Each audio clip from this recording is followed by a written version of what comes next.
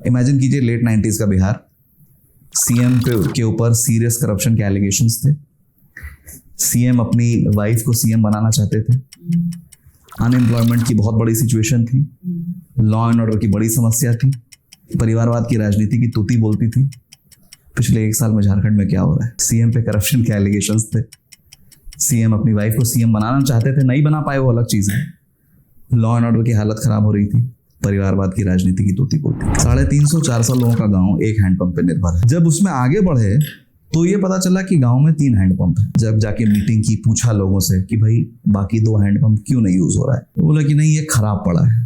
तो मेरा ये अजम्पशन था कि भाई शायद ग्राउंड वाटर लेवल नीचे चला गया है, पानी है ही नहीं, जो कि समस्या है बहुत सारी जगह। बोले कि नहीं पानी है, पानी का लेयर है, इसका पाइप गल गया है। खबर छपी अभी कुछ दिन पहले अखबार में कि रांची यूनिवर्सिटीज के कुछ कॉलेजेस में डिग्री के डिस्ट्रीब्यूशन में विलंब हो रहा है, देरी हो रही है। आप नॉर्मली सोचेंगे कि भाई क्यों देरी हो रही है, एग्जाम टाइम पे नहीं शुरू हुआ, इवैल्यूएशन समय पे नहीं हुआ, डेटा फीड नहीं हुआ सिस्टम में सही से। कारण था कि जो डिग्री प्रिंट होती है उसके लिए स्याही चाहिए, इंक चाहिए। यूनिवर्सिटी में 6 महीने से इंक का शॉर्टेज। मैंने एक थ्रेड किया था कि पिछले 10 साल में मोदी सरकार ने झारखंड के लिए क्या क्या किया है, उसमें अलग अलग एस्पेक्ट्स थे, tribal welfare, infrastructure, health care. तो मैंने रात में वो ट्वीट किया प्रधानमंत्री के दौरे से 1 दिन पहले, लगभग 11 साढ़े 11 बजे रात में। और मैं सुबह उठा तो किसी ने मुझे भेजा कि एक स्क्रीनशॉट जिसमें प्रधानमंत्री का वो कोट था और किसी विवेक सिंह का ट्वीट था। तो मुझे एक्चुअली में ये लगा कि कोई दूसरा विवेक सिंह, एक टेक्निकल यूनिवर्सिटी है, उसमें 3rd ईयर के एग्जामिनेशन में 2nd ईयर के क्वेश्चन पेपर दे दिया गया, डिस्ट्रीब्यूट हो गया, एग्जाम चालू हो गया। 15 मिनट बाद जब छात्रों ने आक्रोश जताया कि ये क्या है, ये तो पिछले साल का क्वेश्चन पेपर है, उसमें सबसे अच्छा है कि 3rd ईयर का क्वेश्चन पेपर रेडी ही नहीं। झारखंड में एक डाइकोटोमी है, एक डुअलिटी है। एक तरफ आप पाएंगे, जैसे मैंने बोकारो का उल्लेख किया, धनबाद का उल्लेख किया, कि fantastic schools with very good schooling. You will also find an IIM Ranchi. You will also find an XLRI Jamshedpur. You will also find a BIT Mesra. लेकिन एक एकदम रिवर्स साइड है, जहाँ पे कि बहुत जगह एक तो क्लास 12th के बाद बहुत कुछ खास एजुकेशन इंस्टीट्यूशंस नहीं। मैं 12th में मैं झारखंड का टॉपर था, लेकिन अगर मैं झारखंड में पढ़ाई करना चाहूँ तो फ्रैंकली मेरे पास बहुत ऑप्शंस थे नहीं। झारखंड एक ऐसा स्टेट होगा जहाँ पे एक इंडिपेंडेंट एमएलए भी एक मुख्यमंत्री बना। ये मैं हाईलाइट इसलिए कर रहा हूं कि to tell you the extent of political instability that plagued the state. The government wants to develop in eastern India as the engine of growth for Viksit Bharat. इसी विषय पे रांची में हमने मई के महीने में एक संगोष्ठी की थी, जिसमें माननीय वित्त मंत्री खुद इस विषय के लिए दिल्ली से रांची आई थी, जिसका हमें मार्गदर्शन उन्हें मिला था। तो बजट में जब उन्होंने ये चर्चा की, उसके बाद उन्होंने कहा पूर्वोदय गया का डेवलपमेंट होगा तो उसका spill over positive externalities Jharkhand पे भी पड़ेगी। अगर आपको ये लगता है कि मैं सरकार में वापस आ सकता हूं बिना डेवलपमेंट के एजेंडा पे डिलीवर किए, तो आपकी प्रायोरिटी कई बार डेवलपमेंट नहीं होती। इस एंगल से भी सोचने की जरूरत है। झारखंड सरकार की एक योजना है किसानों को 1 जोड़ा बैल देने की। अभी एक मीडिया में एक बहुत इंटरेस्टिंग स्टोरी आई कि जब एक किसान वो बैल लेने गया, जो भी अधिकारी होगा उससे, तो देखा कि वहां 2 छोटे बछड़े बंधे हुए। झारखंड का मैप देखे, बहुत सारे एरिया जैसे हैं, राजमहल, साहेबगंज के आसपास का जो एरिया है, ये बांग्लादेश बॉर्डर से बहुत करीब है, कि इलीगल माइग्रेशन हो रहा है, राज्य सरकार की नाक के नीचे हो रहा है। और ये सीरियस समस्या झारखंड में इसलिए भी है क्योंकि ये जो पूरा एरिया है, ये ट्राइबल पॉपुलेशन का एरिया। ट्राइब्स का अपना एक कल्चर होता है, उस कल्चर पे भी धीरे धीरे प्रभाव पड़ने लगा है। आपको जान के शौक लगेगा कि बहुत सारी जो मुखिया हैं और बहुत सारी अब पंचायत की सीट्स महिलाओं के लिए रिजर्व्ड हैं, वो ट्राइबल महिला मुखिया है, उसका पति जो है मुसलमान।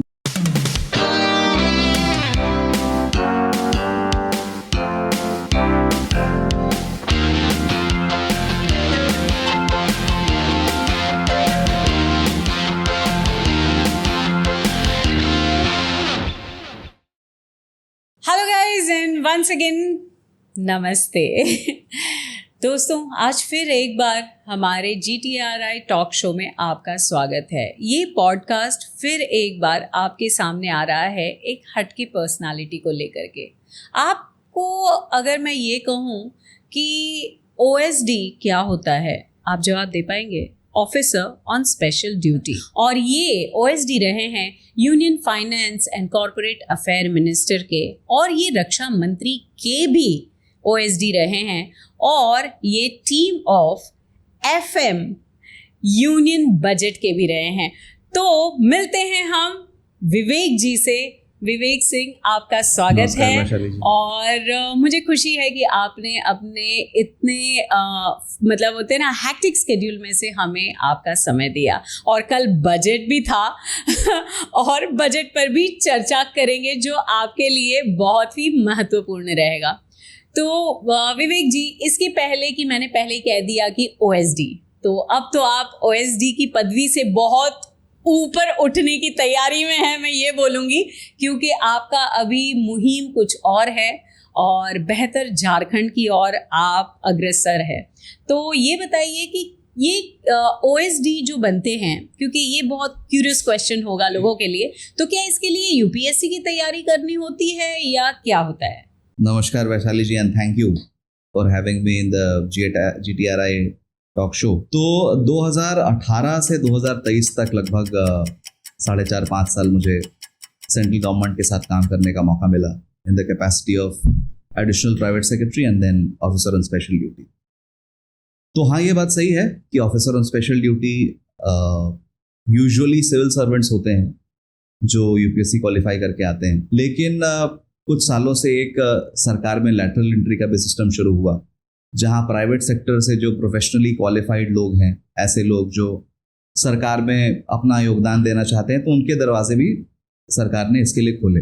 और ये सिस्टम तो बहुत पहले से था, बट प्रॉबेबली पिछले 10 साल से in true letter and spirit लागू हुआ। कैबिनेट मिनिस्टर्स अपने डिस्क्रिप्शन पे कुछ प्रोफेशनली क्वालिफाइड लोगों को अपनी टीम में रख सकते हैं, और उसी नाते मुझे लगभग 5 साल डिफेंस और फाइनेंस मिनिस्ट्रीज में ऑफिसर ऑन स्पेशल ड्यूटी के रूप में काम करने का मौका मिला। उसके पहले मेरी पढ़ाई बोकारो से हुई, मेरी स्कूलिंग वहाँ से हुई क्लास 12 तक। उसके बाद दिल्ली के Shri Ram college of commerce से मेरा ग्रेजुएशन हुआ, फिर चार्टर अकाउंटेंसी, और फिर एमबीए हुआ आईआईएम शिलोंग से। और कुछ दिन कॉर्पोरेट में नौकरी करने के बाद ये अपॉर्चुनिटी आई, और लगभग मैंने सोचा नहीं था इतना लंबा सफ़र रहेगा, लेकिन लगभग 5-5.5 साल माननीय वित्त मंत्री और रक्षा मंत्री के साथ काम करने का एक सुनहरा अनुभव मिला। आपने कहा कि शिलोंग से आपकी पढ़ाई हुई। आईआईएम शिलोंग से। और आप वैसे तो आपके फोरफादर्स रहे हैं बिहार से, जी, राइट, सीतामढ़ी से, जी। और हमारी माँ सीता की नगरी।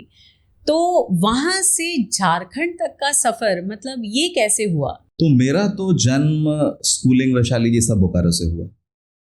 तो जो मुझे कहानी बताई गई है, क्योंकि ऑब्वियसली मेरे बहुत पहले मेरे पिता, मेरे दादा झारखंड आ चुके थे, तो जो कहानी बताई गई कि झारखंड आना कैसे हुआ वो बहुत रोचक है। इमेजिन कीजिए 19 50s अर्ली 60s का दौर, और बिहार में हम लोग की अपनी लैंड ओनरशिप थी, खेती बाड़ी थी, लेकिन उस समय नौकरी को या नौकरी पेशा लोगों को बहुत अच्छी निगाह से नहीं देखा जाता। आप इमेजिन कर सकते हैं ग्रामीण पृष्ठभूमि में कि अपना काम करो, खेती बाड़ी करो, और खेती बाड़ी नहीं कर सकते हो तो अपना बिजनेस करो, ये नौकरी क्या है। तो हम लोग खेतीहर लोग थे उस समय, लेकिन मेरी दादी को एक ऐसा विजन था उस समय कि इस खेती से प्रॉबेबली जिस लाइफस्टाइल को हम पाना चाहते हैं, या बच्चों के जो एजुकेशन है, वो प्रॉबेबली फ्यूचर में डिफिकल्ट होता जाएगा, क्योंकि लैंड फ्रैगमेंटेशन हो रहा था, जो लैंड साइजेस पहले थे वो कम हो रहे थे, परिवार बढ़ रहा था।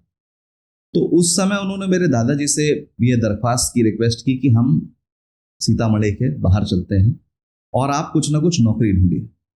तो उसी नौकरी की तलाश में वो आए थे रांची रोड यहाँ पे, और अपने बच्चों को साथ लेकर आए, यहाँ नौकरी लग गई। तो मेरे पिताजी की भी स्कूलिंग यहाँ रांची रोड से ही हुई, और सब्सिक्वेंटली हमारे जो बड़े पापा थे उनकी भी, जब बोकारो स्टील प्लांट बना तो उनकी भी नौकरी बोकारो स्टील प्लांट में लग गई। तो एक आप कह सकते हैं कोइंसिडेंस भी था, एक उनका विजन भी था कि लोग बाहर आएं।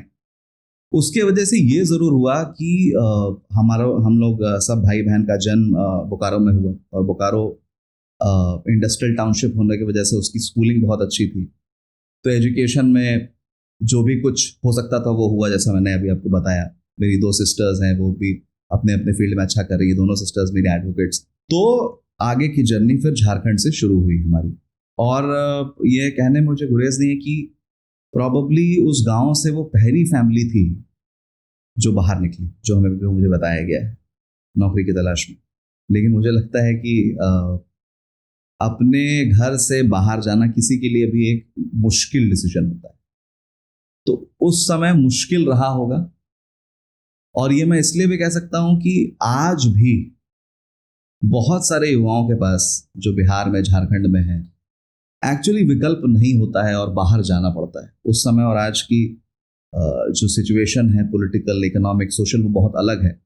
लेकिन ये एक सैड रियलिटी है कि माइग्रेशन आज भी एक बहुत बड़ी समस्या है, जिसके सोशल और इमोशनल जो कॉन्सिक्वेंसेस है, रैमिफिकेशंस हैं, उसको प्रोबेबली कैप्चर कर पाना बहुत मुश्किल है। मेरे लिए थोड़ा सा सरप्राइजिंग है, बिकॉज जहाँ तक मैंने बिहार को रीड किया है, ऑल्दो ये तो अभी का रीडिंग है, लेकिन उस समय ये सोच रखना कि हम माइग्रेट करेंगे फॉर दिस पर्टिकुलर रीजन, कि हमें अब यहाँ से इस पर्टिकुलर सिचुएशन से बाहर निकल करके एक अलग स्तर पर काम करना है, क्योंकि नहीं तो बिहार तो जाना ही जाता है कि या तो आप लेबर जॉब करोगे या तो आप यूपीएससी की तैयारी करोगे।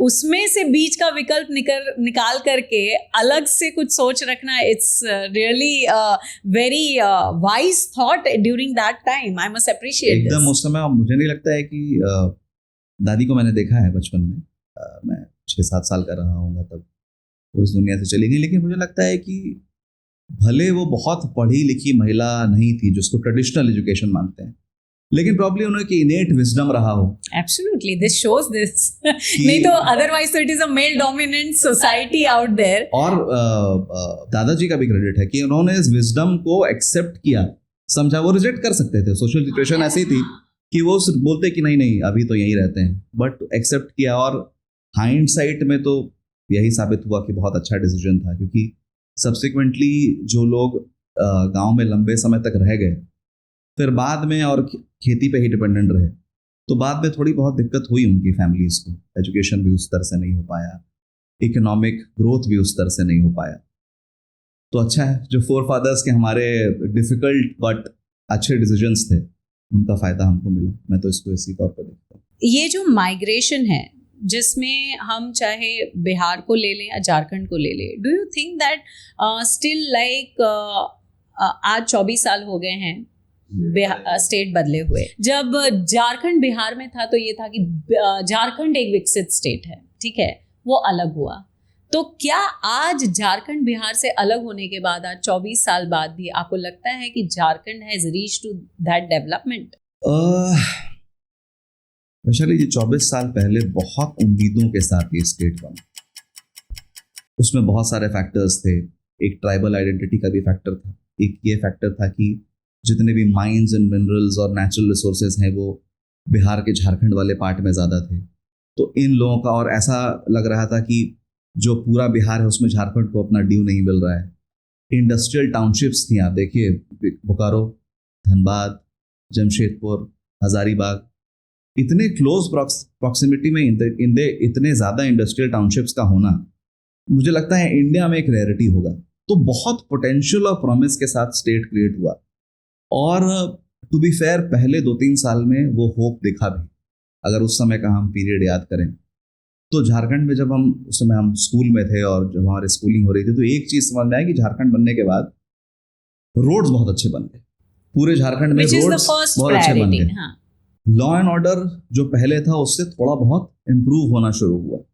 लगा कि अब धीरे धीरे प्राइवेट इन्वेस्टमेंट भी पेस पिकअप करेगा। ट्राइबल्स को भी, जो बहुत सब्सटैंशियल मात्रा में झारखंड में है, उनको भी लगा कि हाँ हमारा स्टेट है, हमारे लिए स्पेसिफिकली भी हमारे कल्चरल आइडेंटिटी को मेंटेन करते हुए हमारा इकोनॉमिक एम्पावरमेंट भी होगा। और वो कुछ हद तक पहले 2-3 साल में वो होप नजर भी आए। लेकिन फिर स्टेट एक पॉलिटिकल इंस्टेबिलिटी के कुचक्र में फंसा, जहाँ की लगभग 15 साल में हमने 8-9 चीफ मिनिस्टर्स देखे। इनफैक्ट 2014 से 19 की जो सरकार थी, वो पहली सरकार थी जिसने अपना 5 साल का टर्म कंप्लीट किया।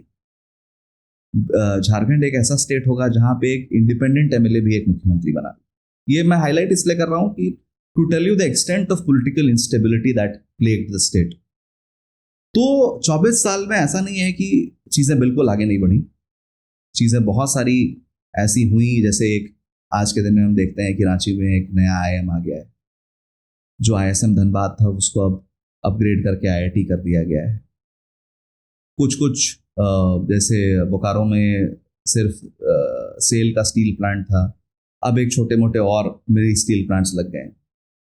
लेकिन जो पोटेंशियल था और जो अचीव हो पाया उसमें एक बहुत बड़ा गैप है। इसको मतलब एक्सेप्ट करने मुझे नहीं लगता है किसी को गुरेज हो कि 24 साल में the gap between the potential and the reality is huge. So do we like Jharkhand को जब हम देखते हैं, ठीक है, of course tribal communities is in large out there, लेकिन Jharkhand is known for mines and minerals. So can a Jharkhand state thinking beyond mines and minerals?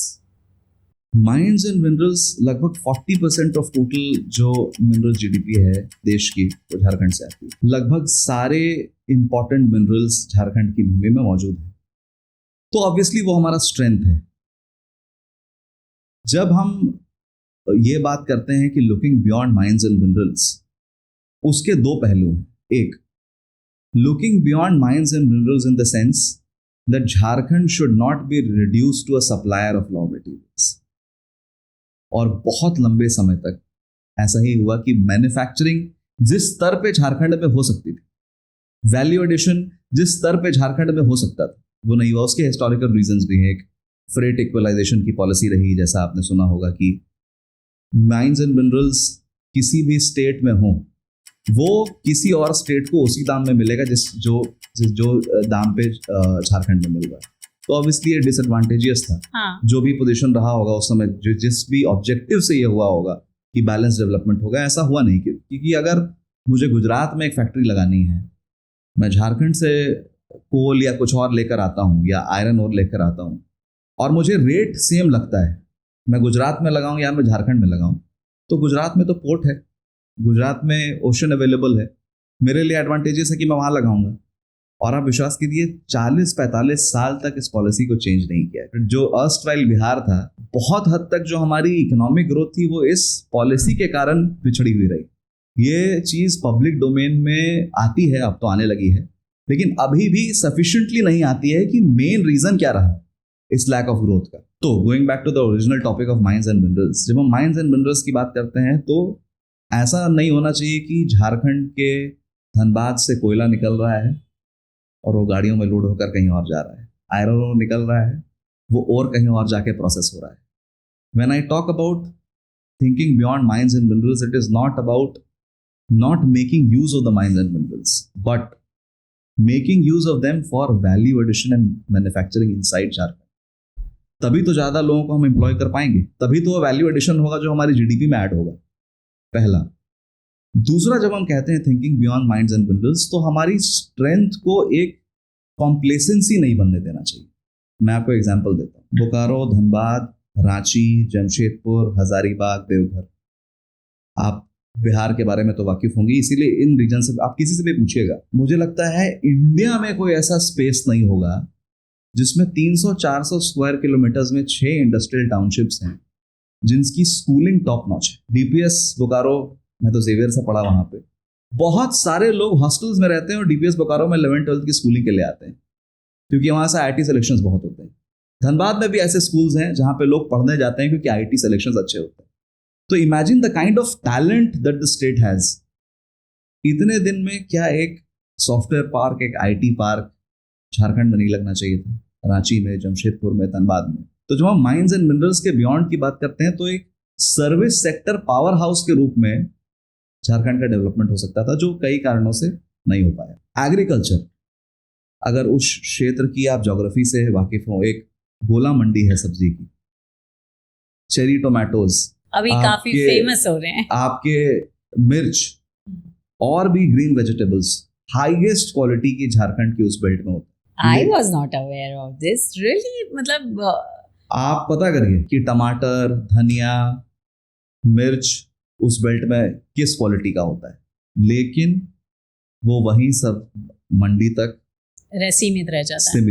मतलब ये बेसिकली इक्विवेलेंट हो गया, जस्ट लाइक बिहार सिमिलर हो गया झारखंड का भी, सेम स्टेचर पर है। अगर उसकी फूड प्रोसेसिंग पे काम हो, अगर उसकी प्रिजर्वेशन पे, स्टोरेज पे, मास स्केल पे, ऐसा नहीं कि अटेम्प्ट्स नहीं हुए, अटेम्प्ट्स हुए क्योंकि पॉलिटिकल इंस्टेबिलिटी थी तो अटेम्प्ट्स आधे अधूरे रहे। बहुत हद तक स्टेट नक्सलिज्म के भी ग्रिप में रहा बहुत समय तक। तो ऐसा नहीं है कि सिर्फ पॉलिटिकल अनविलिंगनेस के कारण ऐसा नहीं हुआ, बहुत सारे और फैक्टर्स हैं। बट अब हमें प्रोबेबली इन सब चीज़ों की तरफ बहुत और सीरियसली सोचने की जरूरत है। Development of Jharkhand as a major food processing centre, development of Jharkhand as a major IT hub, and then obviously leverage the strengths that we have in mines and minerals. उसको तो किसी ने रोका नहीं है, वो तो है ही हमारा स्ट्रेंथ। उसमें हमें सप्लायर ऑफ रॉ मटेरियल से वैल्यू एडिशन और मैन्युफैक्चरिंग की तरफ मूव करना है। तो जब हम thinking beyond mines and minerals की बात करते हैं तो मेरे दिमाग में ये 3 सेपरेट एस्पेक्ट्स हैं। तो आपने अभी और आपने बिहार की बात कही, बहुत सिमिलर सिचुएशन है। एब्सोल्युटली। हम लोग बचपन में सीतामढ़ी जाते थे, मुजफ्फरपुर जाते थे, वैसी लीची दुनिया में कहीं नहीं होती है। शाही लीची एक्सपोर्ट होती है, अभी होने लगी है, बट उसका जो मार्केट है वो और बहुत बड़ा हो सकता है। बहुत और चीजें हो सकती हैं उस शाही लीची की जो क्वालिटी है। होपफुली अब बिहार पे बेसिकली पेरिशेबल प्रोडक्ट की वजह से उसका हो जाता है, बिकॉज शाही लीची का जो ड्यूरेशन है वो 15 दिन का है। उस 15 दिन में आप अगर उसे प्रॉपरली स्टोर नहीं कर पाए तो फिर आप उसे एक्सपोर्ट भी नहीं कर सकते। तो स्टोरेज और रिसर्च इसी पे तो फोकस होना चाहिए था। हाँ। लेकिन मुझे जैसे अपने बजट का जिक्र है, मुझे बहुत खुशी है कि कल के बजट में फाइनली बिहार को जो उसका कि भाई बजट ने बिहार को तो मुस्कुराहट दे दी है, झारखंड कितना मुस्कुरा रहा है इस पर आप कुछ रोशनी में भी डाल सकते हैं। और बजट को ऐसे साइलोज में देखना गलत होगा।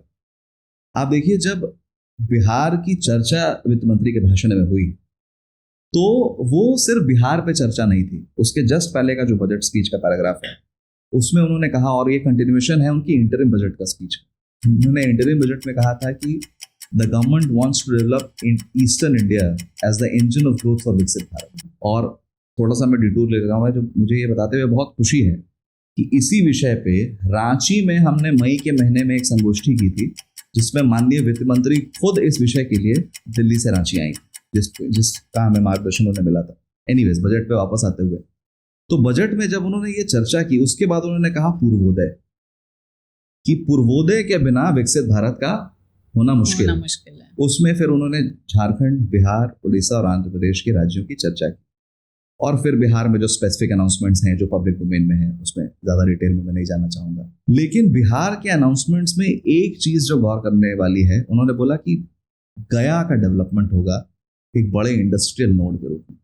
अगर उस रीजन का आप भूगोल देखें तो गया तो झारखंड बॉर्डर पे, गया का डेवलपमेंट होगा तो उसका spill over positive externalities Jharkhand पे भी पड़ेगी। एक बहुत सिग्निफिकेंट अनाउंसमेंट और था बजट में इस बार, प्रधानमंत्री जनजातीय उन्नत ग्राम अभियान, जिसके तहत 60,000 ऐसे गांव देश भर के जो आदिवासी बहुल्य पॉपुलेशन वाले हैं, लगभग 5 करोड़ आदिवासी जिसमें कवर होंगे, जिसमें जो एग्जिस्टिंग सेंट्रल सेक्टर स्कीम्स हैं उनका सैचुरेशन किया जाएगा। सैचुरेशन आजकल ये शब्द बहुत चर्चा में रहता है। सैचुरेशन का मतलब ये है कि हर एक इंडिविजुअल जो उस स्कीम में एलिजिबल है उसको वो बेनिफिट मिले।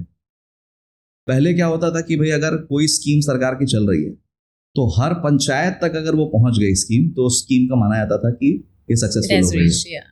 उसके बाद एक स्तर बढ़ाया गया, बोले कि हर एलिजिबल हाउसहोल्ड तक पहुंच गया तो सक्सेस हो गया। It has gone beyond that to include every individual. तो अगर वो धरातल पे इंप्लीमेंट हो पाता है तो झारखंड जैसे राज्यों को तो सबसे ज्यादा फायदा होगा। तो झारखंड, और सिर्फ इस बजट की बात नहीं है, बजट दर बजट झारखंड के लिए पिछले 10 साल में काफी काम हुआ है। तो मैंने ट्विटर पे एक थ्रेड भी किया था उस पर पूरा कवर करते हुए कि झारखंड के विषय में क्या। सिंस अभी बजट की बात कर रहे हैं तो जिस थोड़ा सा हटते हैं, क्योंकि आप दोनों स्टेट से रिलेट करते हैं, ठीक है, और बेहतर झारखंड, भाई किसी भी एक चीज़ पर आप फोकस कर सकते हैं, तो अभी आपने बेहतर झारखंड को मतलब एक मुहिम बनाई है। तो अब क्या आपको लगता है, क्योंकि कब से बिहार भी सोच रहा था, मतलब मांग रहा था स्पेशल स्टेटस का दर्जा, ठीक है, तो क्या जो अभी मिला है बिहार को, ठीक है, स्पेशल स्टेटस का तो दर्जा नहीं मिला है, लेकिन डू यू रियली थिंक कि स्पेशल स्टेटस का दर्जा is a very big deal for the state, और other aspects of development would be much better than the special status? Special status तो एक पॉलिटिकल मांग थी, और उस मांग के मेरिट को मैं क्वेश्चन नहीं कर रहा हूँ। वो मांग थी क्योंकि रिक्वायरमेंट थी बिहार में, लेकिन हमको इसमें जो लेक्सिकॉन है, जो टर्मिनोलॉजीज हैं, उसमें लॉस्ट नहीं होना है। हमें ये देखना है कि हमारे स्टेट को मिला। तो आज End of the day, it is about developing. Special status हो या बजटरी एलोकेशन हो या एक्सटर्नली एडेड जो एजेंसीज हैं उनसे पैसा आ रहा हो, अगर वो ग्राउंड पे पहुंच रहा है जिससे बिहार और झारखंड का डेवलपमेंट हो रहा है, तो हमें एक पर्टिकुलर टर्मिनोलॉजी के पीछे नहीं भागना चाहिए जितना मैं उसको। और मुझे लगता है इस बजट में बहुत हद तक जो चीजें होनी थी, जिनकी रिक्वायरमेंट थी, उनको एक नेसेसरी पुश मिला है जो जरूरत थी। और मुझे लगता है जो प्रधानमंत्री की जो कार्यशैली है और कि वो डिलीवर करते हैं, अगर प्रॉमिस करते हैं, जो हमने फाइनेंशियल इंक्लूजन में देखा, जो हमने यूपीआई में देखा, जो हमने पीएम किसान में देखा कि अनाउंसमेंट्स तक सीमित नहीं रहता है, तो मुझे लगता है जल्द ही ये चीज़ें ग्राउंड पे उतरेंगी और बिहार उस पूर्वोदय का एक बहुत अहम हिस्सा बिहार झारखंड रहे। एक ट्वीट बड़ी चर्चा में रहा था ड्यूरिंग इलेक्शन, जब झारखंड में दौरा था नरेंद्र मोदी जी का जी, तो उनके ट्वीट से मतलब आपके ट्वीट को एक रिप्लाई मिला था, it was #Modi guarantee in action. ये क्या था? नहीं तो ट्विटर पे, क्योंकि 5 साल यहाँ जब काम किया सरकार में, तो मीडिया और सोशल मीडिया के स्पेस की अंडरस्टैंडिंग एक अच्छी बनी, और उस समय इलेक्शन के समय कुछ दायित्व भी थे, तो उनके निर्वहन में, लेकिन वो एक जेन्युइन ट्वीट था। मैंने एक थ्रेड किया था कि पिछले 10 साल में मोदी सरकार ने झारखंड के लिए क्या क्या किया है। उसमें अलग अलग एस्पेक्ट्स थे, tribal welfare, infrastructure, health care. तो बहुत ही प्लेजेंट सरप्राइज था ये। तो मैंने रात में वो ट्वीट किया प्रधानमंत्री के दौरे से एक दिन पहले, लगभग 11 साढ़े 11 बजे रात में, और मैं सुबह उठा तो किसी ने मुझे भेजा कि एक स्क्रीनशॉट है जिसमें प्रधानमंत्री का वो कोट था और किसी विवेक सिंह का ट्वीट था। तो मुझे एक्चुअली में ये लगा कि कोई दूसरा विवेक सिंह है, कि प्रधानमंत्री क्या नोटिस लेंगे इस चीज का, लेकिन मतलब वेरी काइंड ऑफ, और जबकि आप अब ओएसडी भी नहीं रहे हैं, हाँ, और कि भाई आपको कुछ पता हो कि हाँ how things, it was a general tweet कि क्या क्या हुआ है, और वो सब जो इन्फॉर्मेशन थी वो पब्लिक डोमेन में अवेलेबल थी, जिसको कंपाइल करके मैंने किया था। तो very kind of, but that means the social media का जो स्ट्रेंथ है बहुत स्ट्रांग है right now in this government. प्रधानमंत्री तो इसके पायनियर रहे हैं। एक सोशल मीडिया की जो स्ट्रेंथ को समझने वाले इस देश में पहले पॉलिटिकल लीडर के रूप में रहे हैं। बट सोशल मीडिया से ज्यादा आप मुझे जो अच्छा लगा उस ट्वीट के बारे, कि उनकी कितनी पैनी नजर है कि पॉजिटिव इंफॉर्मेशन कहाँ चल रहा है। आप उनका पूरा कम्युनिकेशन स्ट्रैटेजी देखिए। ठीक है, इलेक्शन में हर तरह की बातें होती है, वो एक अलग चीज है, बट जो कंसिस्टेंट कम्युनिकेशन स्ट्रैटेजी रहती है, वो मन की बात हो, वो उनके पार्लियामेंट के स्पीचेस हों, नॉर्मली वो इलेक्शंस छोड़ के पॉलिटिक्स की बात नहीं करते हैं, वो डेवलपमेंट की बात करते हैं, वो विकास की बात। और उस ट्वीट में जब उन्होंने कोट किया तो बहुत और चीजें लिखी जा सकती थी, इलेक्शन का समय था, उसको भी उसने प्रधानमंत्री जी ने सिर्फ एक विकास के मुद्दे पर ही फोकस रखा। तो that is the way positive politics should happen in this country. But मेरे लिए बहुत बड़ी बात थी, माननीय प्रधानमंत्री जी उसका नोटिस लिया। No, that is मैं भी सरप्राइज हो गई टू सी दैट। मैं भी थोड़ा सा आपके बारे में रीड कर रही थी तो मुझे ये दिखाई दिया कि कुछ ऐसा भी हुआ है जिसकी चर्चा मैं जरूर करूंगी और लोगों तक पहुंचाऊंगी। Of course it is a surprising thing, isn't it? आपको अचानक से जो है मतलब मोदी जी का आ जाता है, honourable prime minister is talking about your tweet, that's a wonderful thing. अच्छा, आपने करते हैं प्रधानमंत्री, अच्छा, स्टार्टअप फाउंडर्स के करते हैं, स्पिरिचुअल लीडर्स के करते हैं, तो जो मतलब जो प्रोग्रेसिव बिहार, अरे प्रोग्रेसिव इंडिया की तरफ जिसका भी सोच जाती है उस पर बात और करते हैं। जरूरी नहीं है कि पॉलिटिक्स और electoral politics, it can be anything, या that even I have seen. अच्छा, अब आप बेहतर झारखंड की मुहिम चला रहे हैं, तो बेहतर झारखंड में आपकी क्या एजेंडाज हैं? तो जैसा कि हमने अभी और ऑफ कोर्स पूछूंगी कि आपका क्या एजेंडा है? एजेंडा है पॉलिटिक्स में जाना है, एकदम बेहतर झारखंड बनाना, इससे अलावा कोई एजेंडा नहीं है। बेहतर झारखंड का जो मुहिम था वो सिर्फ जब सितंबर 2023 में जब फाइनली जो मेरा दायित्व था 5 साल का और मैंने रिक्वेस्ट किया फाइनेंस, तो बहुत दिन से मेरे में मन में ये इच्छा थी कि वापस जाकर जो झारखंड में ड्यू है, क्योंकि झारखंड की मिट्टी से बहुत कुछ मिला है, एजुकेशन से लेकर अभी तक जो कुछ भी थोड़ा बहुत जीवन में अचीव किया है वो झारखंड का, उसमें बहुत बड़ा कॉन्ट्रीब्यूशन है। और एक गैप दिखता है कि जो पोटेंशियल है और जो रियलिटी है उसके बीच।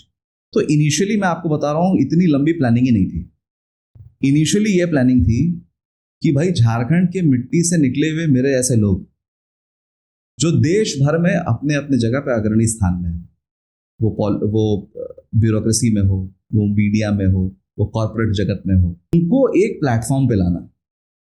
क्योंकि जीटीआरआई तो बिहार में था, झारखंड में ऐसा कोई प्लेटफॉर्म नहीं था जी। जो सच्चाई है। प्लेटफॉर्म थे भी तो कंसिस्टेंट नहीं थे, और कई बार झारखंड के लोकल इश्यूज में फंस कर रह जा रहे थे, जो मैंने अपना जब रिसर्च किया। तो एक पहली मीटिंग इसी लिमिटेड ऑब्जेक्टिव से हमने दिल्ली में की, जिसमें झारखंड से निकले हुए ऐसे लोग जिनकी जो स्टेट में अभी भी किसी न किसी तरह से लिंक्ड है, भले बाहर रहते हो लेकिन स्टेट के बारे में सोचते हैं, स्टेट को एक दिशा दिखा सकते हैं, वैसी एक मीटिंग हमने दिल्ली में की एरो सिटी में, जिसमें झारखंड के पहले मुख्यमंत्री बाबूलाल मरांडी जी को इनवाइट किया। आप विश्वास करेंगे, उन्होंने उस मीटिंग में 10 मिनट बोला होगा। उन्होंने ये बोला कि मैं सुनने आया हूं। एक पॉलिटिशियन कह रहा है कि आज मैं सुनने आया हूं आपसे, जो बहुत काउंटर इंट्यूटिव लगता है सुनने में कि भाई हाँ जी हम ये बहुत अच्छे से जानते हैं, क्योंकि जब हमने guys you must be knowing कि हमने जीटीआरआई के जो इवेंट्स करते हैं और हमारी मुलाकात भी विवेक जी से उस प्लेटफॉर्म पे ज़्यादा गहराई से हुई, तो हम भी वही मुहिम भी चला रहे हैं कि how we can grow a state from each and every aspect. तो आप भी मतलब कर रहे हैं, तो हम अच्छे से जानते हैं कि पॉलिटिकल पर्सन का आना सुनने के लिए ये बहुत ही डिफरेंट, हाँ बहुत ही बड़ी बात है। तो उन्होंने सुना 2 घंटे कि क्या आइडियाज हैं, उसको एक डॉक्यूमेंट करके हमने भेजा। उन्होंने यहाँ तक कहा कि बहुत सारी चीज़ें मुझे लगता है, क्योंकि वो पार्टी के अध्यक्ष भी हैं अभी झारखंड में, मुझे लगता है कि ये मैनिफेस्टो में भी इंक्लूड, तो एक प्रॉपर डॉक्यूमेंटेशन होकर हुआ। उस मीटिंग से इतनी एनर्जी मिली, कई बार आप पथ पे बढ़ते जाते हैं, फिर अगली लाइट जलती है, फिर आगे का रास्ता दिखता है, पूरा रास्ता दिखता नहीं है। तो उस मीटिंग से इतनी एनर्जी मिली कि मुझे लगा कि इसमें एक्चुअली इसको थोड़ा फॉर्मलाइज करके और चीज़ें कर सकते हैं। फिर जो 4-5 लोग थे जो बहुत इंटरेस्टेड थे, वो साथ में आए और हमने थीम्स आइडेंटिफाई की कि किस किस विषय में सिर्फ टॉक शॉक तक सीमित नहीं रहना, सिर्फ मीटिंग ऑर्गेनाइज नहीं करानी है। और ये भी एक बड़ा डिसीजन लिया कि अधिकतर टाइम अब झारखंड में रहना है, तभी काम होगा। दिल्ली से झारखंड में काम नहीं होगा। वो तो है, आपको भाई मतलब you have to be at that place, और घर है वहां पे, मम्मी पापा वहीं पे रहते हैं, तो ये, और यहाँ पे पिछले 5 साल से दिल्ली में जितना अनुभव होना था वो हो चुका था। तो वापस जाकर फिर उसमें थीम्स ऐड किए, जिसमें एक था thinking beyond minds and minerals. एक थीम उसका और है जो creation of tribal cultural corridors, कि भाई जो जनजातीय सांस्कृतिक परिवेश में विकास की संरचना, ट्राइबल कम्युनिटीज का एक अपना स्ट्रेंथ है, जो उनका जनरेशन टू जनरेशन पे पास ऑन होता है, जो उनका कल्चरल हेरिटेज है, उसको डिस्टर्ब किए बिना आप इकोनॉमिक एम्पावरमेंट कैसे कर सकते हैं ट्राइबल्स। इसके तहत एक मीटिंग की रांची में, रांची के ऑर्डर हाउस में, जहां झारखंड, बंगाल, उड़ीसा, छत्तीसगढ़, असम, इन 5 राज्यों के ट्राइबल एंटरप्रेन्योर्स को बुलाया। अच्छा। जो अपने अपने फील्ड में आत्मनिर्भरता की मिसाल थे। उसमें से 2 लोग पद्मश्री भी थे, 2 ऐसे लोग थे जिनको प्रधानमंत्री अपनी मन की बात में मेंशन कर चुके हैं, और उनका एक फेलिसिटेशन तो हुआ ही, एक संवाद भी हुआ आपस में कि झारखंड का ट्राइबल उड़ीसा के कोई आर्ट्स में सीख सकता है क्या। और उसमें 1-2 स्टोरीज ऑलरेडी चल गई हैं। वुड वर्क में झारखंड और उड़ीसा के ट्राइबल्स कोलैबोरेट कर रहे हैं, क्योंकि पर्टिकुलर आर्ट है जो उड़ीसा में होती है, उसका रॉ मटेरियल झारखंड में अवेलेबल है। एक्सचेंज ऑफ आइडियाज, थॉट्स, और इस ट्राइबल आइडेंटिटी को सिर्फ ट्राइबल आइडेंटिटी बोल के नहीं छोड़ना, इस ट्राइबल आइडेंटिटीज का जो कल्चरल स्ट्रेंथ है उसको इकोनॉमिकली कैसे लेवरेज कर सकते, ये था एक थीम। एक थीम और ऐड हुआ इसमें, और ये एकदम एक्सपीरियंशियल जो ग्राउंड पे अनुभव किया उसके बेसिस पे, कि गांव के विकास के बिना झारखंड का विकास नहीं हो सकता। और एकेडमिकली और एक्सपीरियंशियली दोनों ये थीम कैसे ऐड हुआ, इसकी स्टोरी आपको सुना। अभी रिसेंटली जो गवर्नमेंट का प्राइवेट कंजम्पशन का सर्वे होता है उसका ग्रैनुलर डेटा आया, तो क्योंकि इस सर्कल में रहा मैं इकोनॉमी फाइनेंस बहुत समय तक, तो कुछ मेरे रिक्वेस्ट पे कुछ हमारे मित्र हैं इकोनॉमिस्ट, उन्होंने उस डेटा की ग्रैनुलरिटी को एनालाइज किया झारखंड की। तो हमने एक बहुत कंफर्टेबल फैक्ट नहीं है लेकिन रियलिटी है जो निकल कर आई इसमें से। जो झारखंड के टाउनशिप्स हैं, मेरा अपना नगर बोकारो, धनबाद, जमशेदपुर, डिस्ट्रिक्ट की बात नहीं कर रहा हूँ, टाउनशिप्स की। जैसे बोकारो का टाउनशिप हुआ जो सेल मेंटेन करता है, जिसमें लार्जली सेल के एम्प्लॉयज रहते हैं या बिजनेसमैन और लोग रहते हैं। इनका जो प्राइवेट कंजम्पशन का स्टैंडर्ड है वो महाराष्ट्र जैसे डेवलप्ड अर्बन डिस्ट्रिक्ट्स का स्टैंडर्ड, लेकिन उसी डिस्ट्रिक्ट में जो रूरल एरिया है, जो गांव है, उसका जो कंजम्पशन का स्टैंडर्ड है वो सब सहारन अफ्रीका का स्टैंडर्ड। जब एक ही डिस्ट्रिक्ट में इतनी इनइक्वालिटी है तो you are sitting on a socio and economic time bomb. Right. वो रियलाइज हुआ, उससे एक रियलाइजेशन निकला कि बस गांव में काम करना है। शहर तो अपने पेस पे ग्रो करेंगे, ऐसा नहीं कि शहर में इश्यूज नहीं, अपने इश्यूज हैं जिन पे भी काम करेंगे, लेकिन गांव में काम करना है। इसमें जो सबसे बड़ा अनुभव जो मेरे लिए भी, बोकारो में मैं रहा इतने साल, स्कूलिंग वहीं से हुई, लेकिन एक अलग वे में रीडिस्कवर किया जब काम करना शुरू किया इसमें। एकदम छोटा सा एक एग्जांपल देता हूं, पानी से बेसिक तो कोई चीज नहीं हो सकती। बहुत सारे गांव बोकारो में ऐसे थे जो एक वाटर रिसोर्स, एक जल संसाधन, जैसे कि एक हैंडपंप पे निर्भर थे। आप इमेजिन कीजिए, पूरा गांव एक हैंडपंप पे। वाओ। 350-400 लोगों का गांव एक हैंडपंप पे निर्भर है। तो जब डेप्थ में गए उसके तो पता चला कि गांव में 3 हैंडपंप है। ये आप कब की बात कर रहे हैं? ये पिछले 10 महीने की बात कर रहा हूँ। Don't tell me. ये पिछले 10 महीने की बात कर रहा हूँ, आप सुनिए, मेरे लिए भी आया ओपनर। जब उसमें आगे बढ़े तो ये पता चला कि गांव में 3 हैंडपंप है। तो जब जाके मीटिंग की, पूछा लोगों से कि भाई बाकी 2 हैंडपंप क्यों नहीं यूज हो रहा है, तो बोला कि नहीं ये खराब पड़ा है। तो मेरा ये अजम्पशन था कि भाई शायद ग्राउंड वाटर लेवल नीचे चला गया है, पानी है ही नहीं, जो कि समस्या है बहुत सारी जगह। बोले कि नहीं पानी है, पानी का लेयर है, इसका पाइप गल गया है, इसको पिछले बार बना रहे थे इसमें रिंच फंस गया है। तो फ्रैंकली मुझे बहुत आइडिया नहीं था कि एक हैंडपंप के इंस्टॉलेशन में और मेंटेनेंस में और इसको सही करने में कितना खर्च होगा, रिसोर्स जनरेशन। तो कुछ लोग सामने आए, बोले कि ठीक है हम लोग करेंगे भाई। तो मैंने एक एस्टिमेट बनवाया, आप विश्वास करेंगे वो हैंडपंप 3 से 4 हजार रुपए में बन गया और वो 2 साल से पेंडिंग था। एक तो समस्या हुई कि जो सीधे सीधे एकदम सरफेस लेवल है कि भाई सरकार अपना काम नहीं कर रही है, नल से जल क्यों नहीं पहुंचा, ये तो पॉलिटिकल वहां बहुत बड़ा स्लग फेस्ट है कि नल से जल के जो फंड्स आए सेंटर से वो स्टेट गवर्नमेंट ने सही तरह से सुचारू ढंग से ग्राउंड पे पहुंचा नहीं, उसमें जो भी आपस की पॉलिटिक्स थी वो अलग चीज है। बट एक और जो आई ओपनर था कि कम्युनिटी की कलेक्टिव स्ट्रेंथ कहाँ है। Right, I was going to ask you, मैंने बोला कि वहां का बंदा क्या कर रहा था, कहाँ है। तो इससे ये भी समझ में आया कि हमारी जो एक्सपेक्टेशन है ना प्रशासन से, सरकार से, वो झारखंड जैसे राज्यों में अभी भी बहुत कम है। और हम बहुत ही, मतलब उसको कैसे कहें, एस्केपिस्ट कई बार माइंडसेट हो जाता है कि जो है उसको क्यों छेड़छाड़ करो, मेरा तो नहीं है।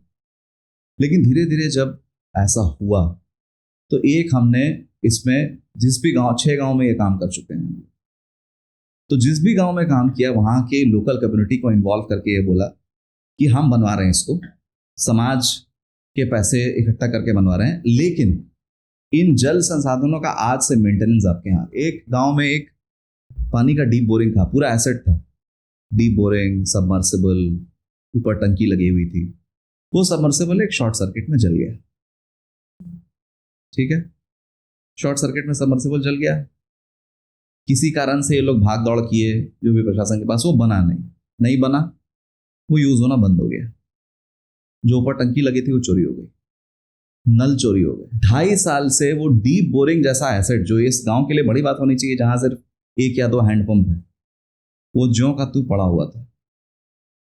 जब हमने उसमें हाथ लगाया तो एक कंडीशन डाली कि हम इसमें शॉर्ट सर्किट हुआ था, इसका मतलब कोई दिक्कत थी इलेक्ट्रिसिटी की, तो हम इसमें स्टेबलाइजर लगाएंगे और गांव में एक कमेटी बनाइए, एक ग्रुप बनाइए, इसको ऑन ऑफ के पर्टिकुलर टाइम लगाइए और इंश्योर कीजिए कि ये खराब नहीं होगा।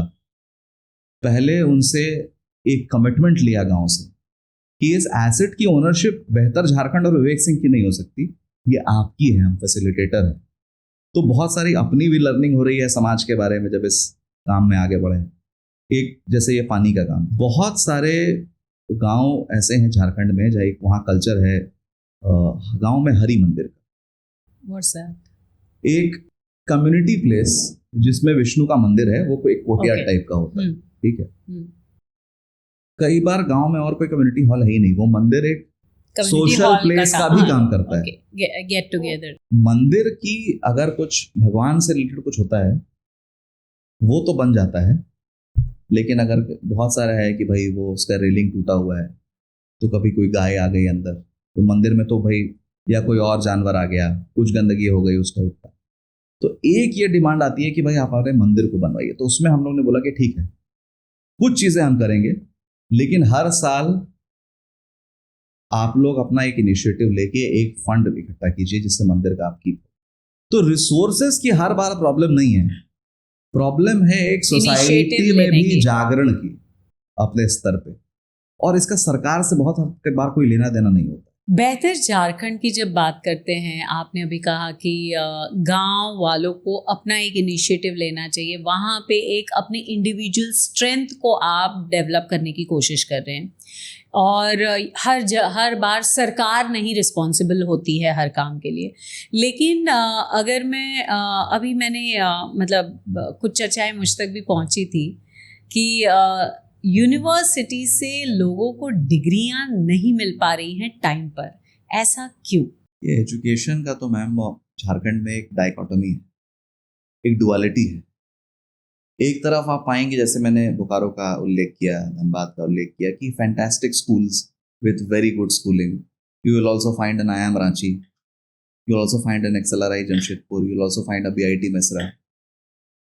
लेकिन एक एकदम रिवर्स साइड है जहाँ पे कि बहुत जगह एक तो क्लास 12th के बाद बहुत कुछ खास एजुकेशन इंस्टीट्यूशंस नहीं। मैं 12th में मैं झारखंड का टॉपर था ISC में, लेकिन अगर मैं झारखंड में पढ़ाई करना चाहूँ तो फ्रैंकली मेरे पास बहुत ऑप्शंस थे नहीं। आज भी नहीं है, बहुत सारे ऑप्शंस नहीं है आज भी। डिग्री का तो जो बहुत सारी स्टेट यूनिवर्सिटीज हैं उनकी तो आप 1-2 एग्जाम्पल मैं दूंगा, ये कोई मनगढ़ंत बात नहीं है जो मैं कहने जा रहा हूं। आप सोचेंगे कि ये फिक्शन है कि रियलिटी है। एक खबर छपी अभी कुछ दिन पहले अखबार में कि रांची यूनिवर्सिटीज के कुछ कॉलेजेस में डिग्री के डिस्ट्रीब्यूशन में विलंब हो रहा है, देरी हो रही है। आप नॉर्मली सोचेंगे कि भाई क्यों देरी हो रही है, एग्जाम टाइम पे नहीं शुरू हुआ, इवैल्यूएशन समय पे नहीं हुआ, डेटा फीड नहीं हुआ सिस्टम में सही से। कारण था कि जो डिग्री प्रिंट होती है उसके लिए स्याही चाहिए, इंक चाहिए। यूनिवर्सिटी में 6 महीने से इंक का shortage. Wow, this is shocking, really. क्या प्रायोरिटीज हैं हमारी सरकार की? इस केस में तो सरकार को ब्लेम करना फेयर है। एब्सोल्युटली, मतलब ये क्या बात हो गई कि इंक नहीं है? तो आप इमेजिन कीजिए किसी की नौकरी लग गई है, मतलब हमारे इंडिया में ये भी है आज की इंक नहीं है इसलिए डिग्रियां नहीं मिल रही हैं।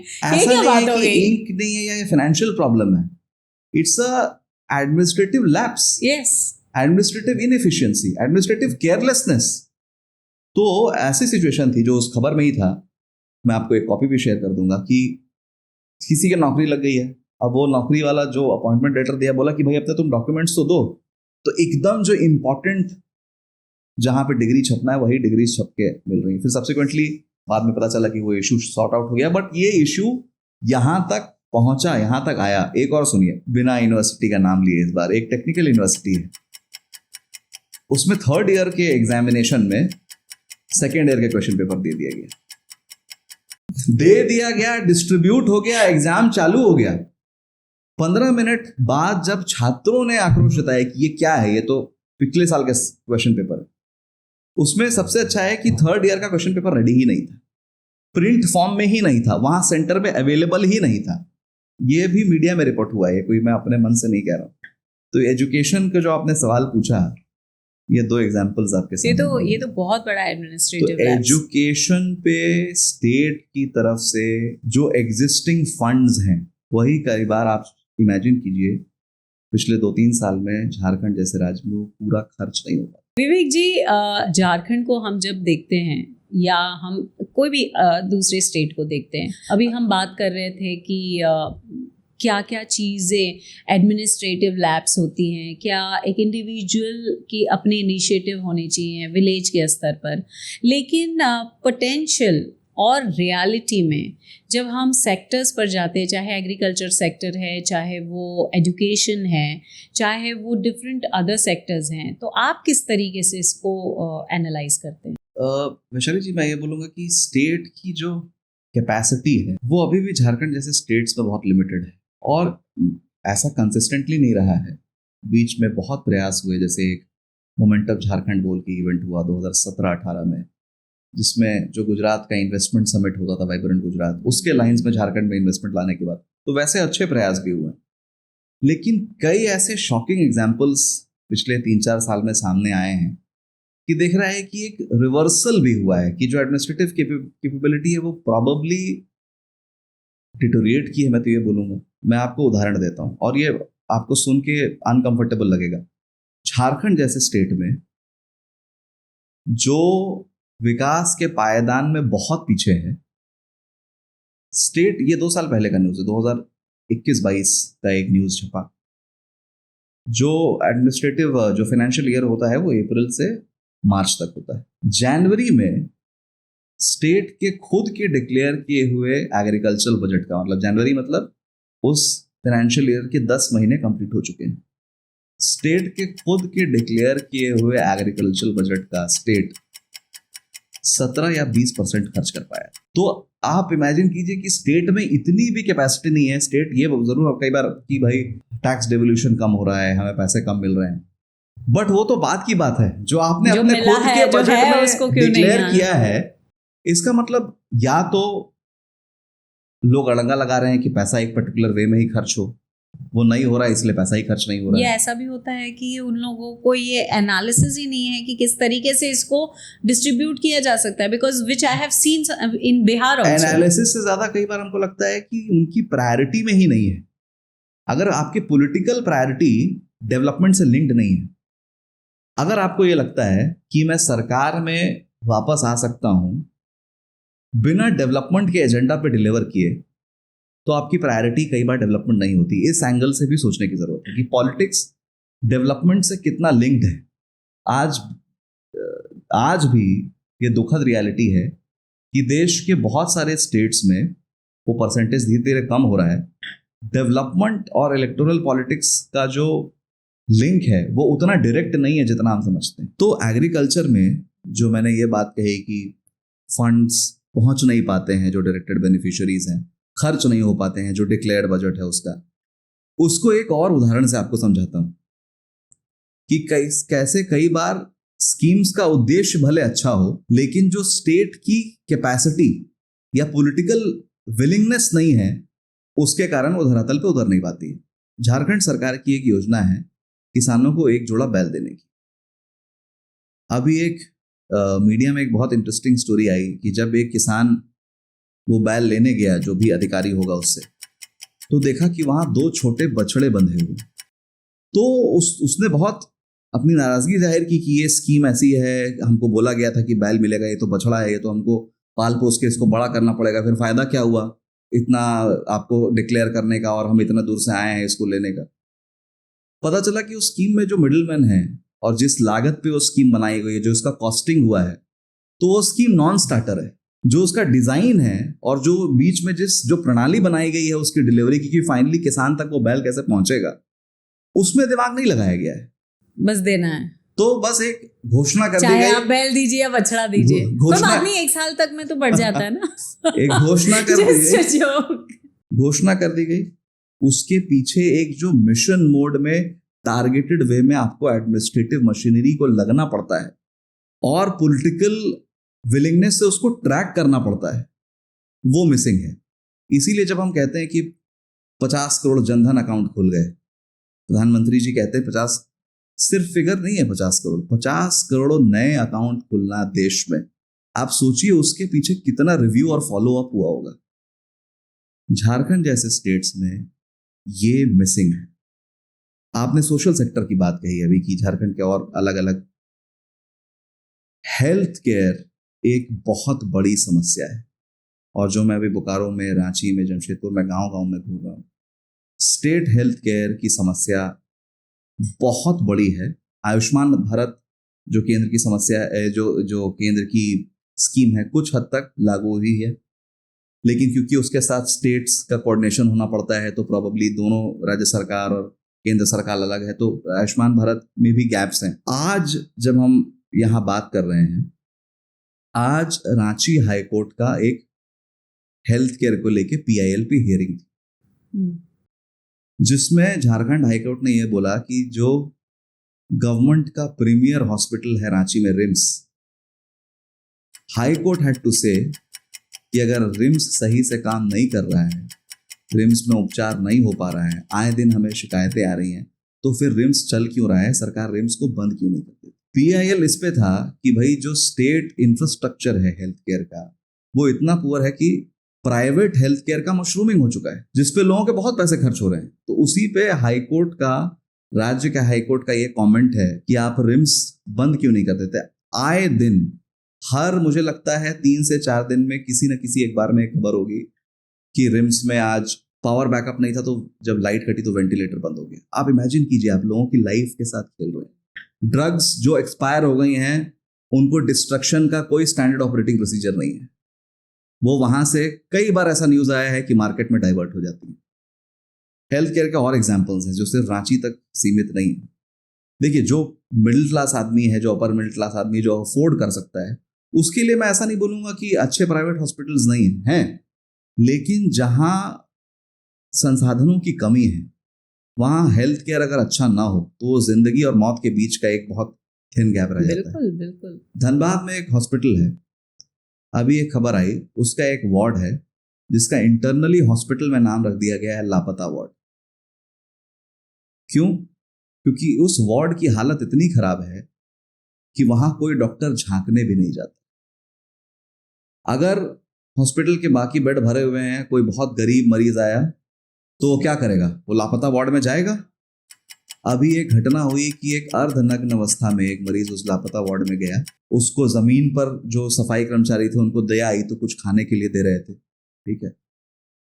अभी तक ये लापता वार्ड इंटरनली तो सबको पता था, लेकिन मीडिया की नजर पड़ी। जब मीडिया की नजर पड़ी तो बहुत हो हल्ला हुआ, पॉलिटिकली एक सीन क्रिएट हुआ, तब जाके राज्य के जो स्वास्थ्य मंत्री है ना, उसने उस घटना का संज्ञान लिया। तो हेल्थ केयर तो इस कदर एक सोशल प्रॉब्लम के रूप में उभरा है, जिस पर झारखंड जैसे, क्योंकि सोशल कैपिटल ही तो है हमारे पास, हम बहुत माइंस एंड मिनरल्स के भले हब होंगे, हम मैन्युफैक्चरिंग पावर हाउस नहीं है, हम ट्रेडिंग पावर हाउस नहीं है। हाँ, हमारे पास बहुत अच्छा टैलेंट है जिसका बेनिफिट पूरा देश बट उसे उठाता पूरी है। तरीके से यूटिलाइज वो पर्टिकुलर स्टेट नहीं होता। अगर एजुकेशन, हेल्थ जो प्राइमरली स्टेट के विषय हैं, अगर हम उस पर इन्वेस्ट नहीं करेंगे झारखंड जैसे राज्य में, तो राज्य का जो फ्यूचर है वो बहुत मुझे ब्राइट नहीं दिखता है सरकारी तौर पे। ऐसे तो मैं बहुत आशावादी आदमी, मुझे लगता है कि झारखंड में बहुत कुछ हो सकता है, इसीलिए हम ग्राउंड लेवल पर झारखंड में लगे हुए हैं। एक और प्रॉब्लम है, और कई बार जो नेशनल मीडिया है ये problem Bengal, Assam, north east की प्रॉब्लम कहकर उसको दरकिनार कर देता है, झारखंड का नाम बहुत कम आता है। बांग्लादेश से इलीगल माइग्रेशन की प्रॉब्लम,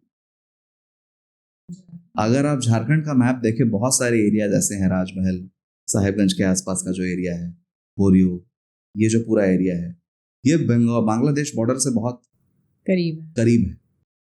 आए दिन ऐसी घटनाएं हो रही हैं कि इलीगल माइग्रेशन हो रहा है, राज्य सरकार की नाक के नीचे हो रहा है। प्रॉबेबली अगर उसमें वो हेल्प नहीं कर रहे हैं तो आंख भी मूंद ले रहे हैं कि भाई लोग आ रहे हैं, लोग अपने इलीगल डॉक्यूमेंट्स बनवा ले रहे हैं। और ये सीरियस समस्या झारखंड में इसलिए भी है क्योंकि ये जो पूरा एरिया है ये ट्राइबल पॉपुलेशन का एरिया है। ट्राइब्स का अपना एक कल्चर होता है, उस कल्चर पे भी धीरे धीरे प्रभाव पड़ने लगा है। आपको जान के शौक लगेगा कि बहुत सारी जो मुखिया हैं और बहुत सारी अब पंचायत की सीट्स महिलाओं के लिए रिजर्व्ड हैं, वो ट्राइबल महिला मुखिया है, उसका पति जो है मुसलमान है। And those are the migrants. मतलब हो सकता है Possibly. सब ना हो, Possibly. लेकिन बहुत ज्यादा चांसेस हैं कि उसमें से बहुत सारे जो हैं वो इलीगल माइग्रेंट्स है। इसको एक लैंड ग्रैबिंग का भी तरीका बनाया जा रहा है क्योंकि झारखंड में आप जानते हैं ट्राइबल लैंड सब लोग एक्वायर नहीं। अगर मैं भी चाहता हूं कि मैं कोई ट्राइबल लैंड खरीदूं, मैं नहीं खरीद सकता, लेकिन through marriages, through other things, through other alliances, इसको एक लैंड ग्रैबिंग का भी बड़ा मुद्दा बनाया जा रहा है। तो This is a very serious ये issue. बहुत एक One serious has to issue है। consider, yeah. और अभी एक स्टेटमेंट आया था, मुझे लगता है देश के गृह मंत्री का, कि झारखंड उन राज्यों में से एक है जहां ट्राइबल पॉपुलेशन या तो बहुत कम दर से बढ़ रही है या घट रही है। इमेजिन कीजिए कि डीपॉपुलेशन अगर हो ट्राइबल्स का अपने ही स्टेट में, जो स्टेट बनाया गया एक नई ट्राइबल आइडेंटिटी देने के लिए, तो एक बहुत ही एक विकराल समस्या है जो अभी तक नेशनल मीडिया ने जिसका कॉग्निजेंस नहीं लिया। झारखंड गैंग्स ऑफ वासेपुर, क्या कनेक्शन है? कनेक्शन तो यही है कि एक फिल्म बनी जो बहुत पॉपुलर हुई गैंग्स ऑफ वासेपुर के नाम से। वासेपुर नाम की एक बस्ती कह लीजिए, एक कस्बा कह लीजिए, धनबाद और बोकारो के आसपास। मैं बोकारो से आता हूँ, धनबाद डिस्ट्रिक्ट में है टेक्निकली, जहाँ के एक पॉइंट ऑफ टाइम में गैंग वॉर होता था। गैंगस्टर्स बहुत फेमस थे और खुलेआम धमकी देते थे लोगों को। तो उसी को थोड़ा पिक्चराइज करके अनुराग कश्यप जी ने एक पिक्चर बनाई जो कि बहुत हिट रही, उसका अपना एक कल्ट मूवी बनी, एक ऑडियंस है।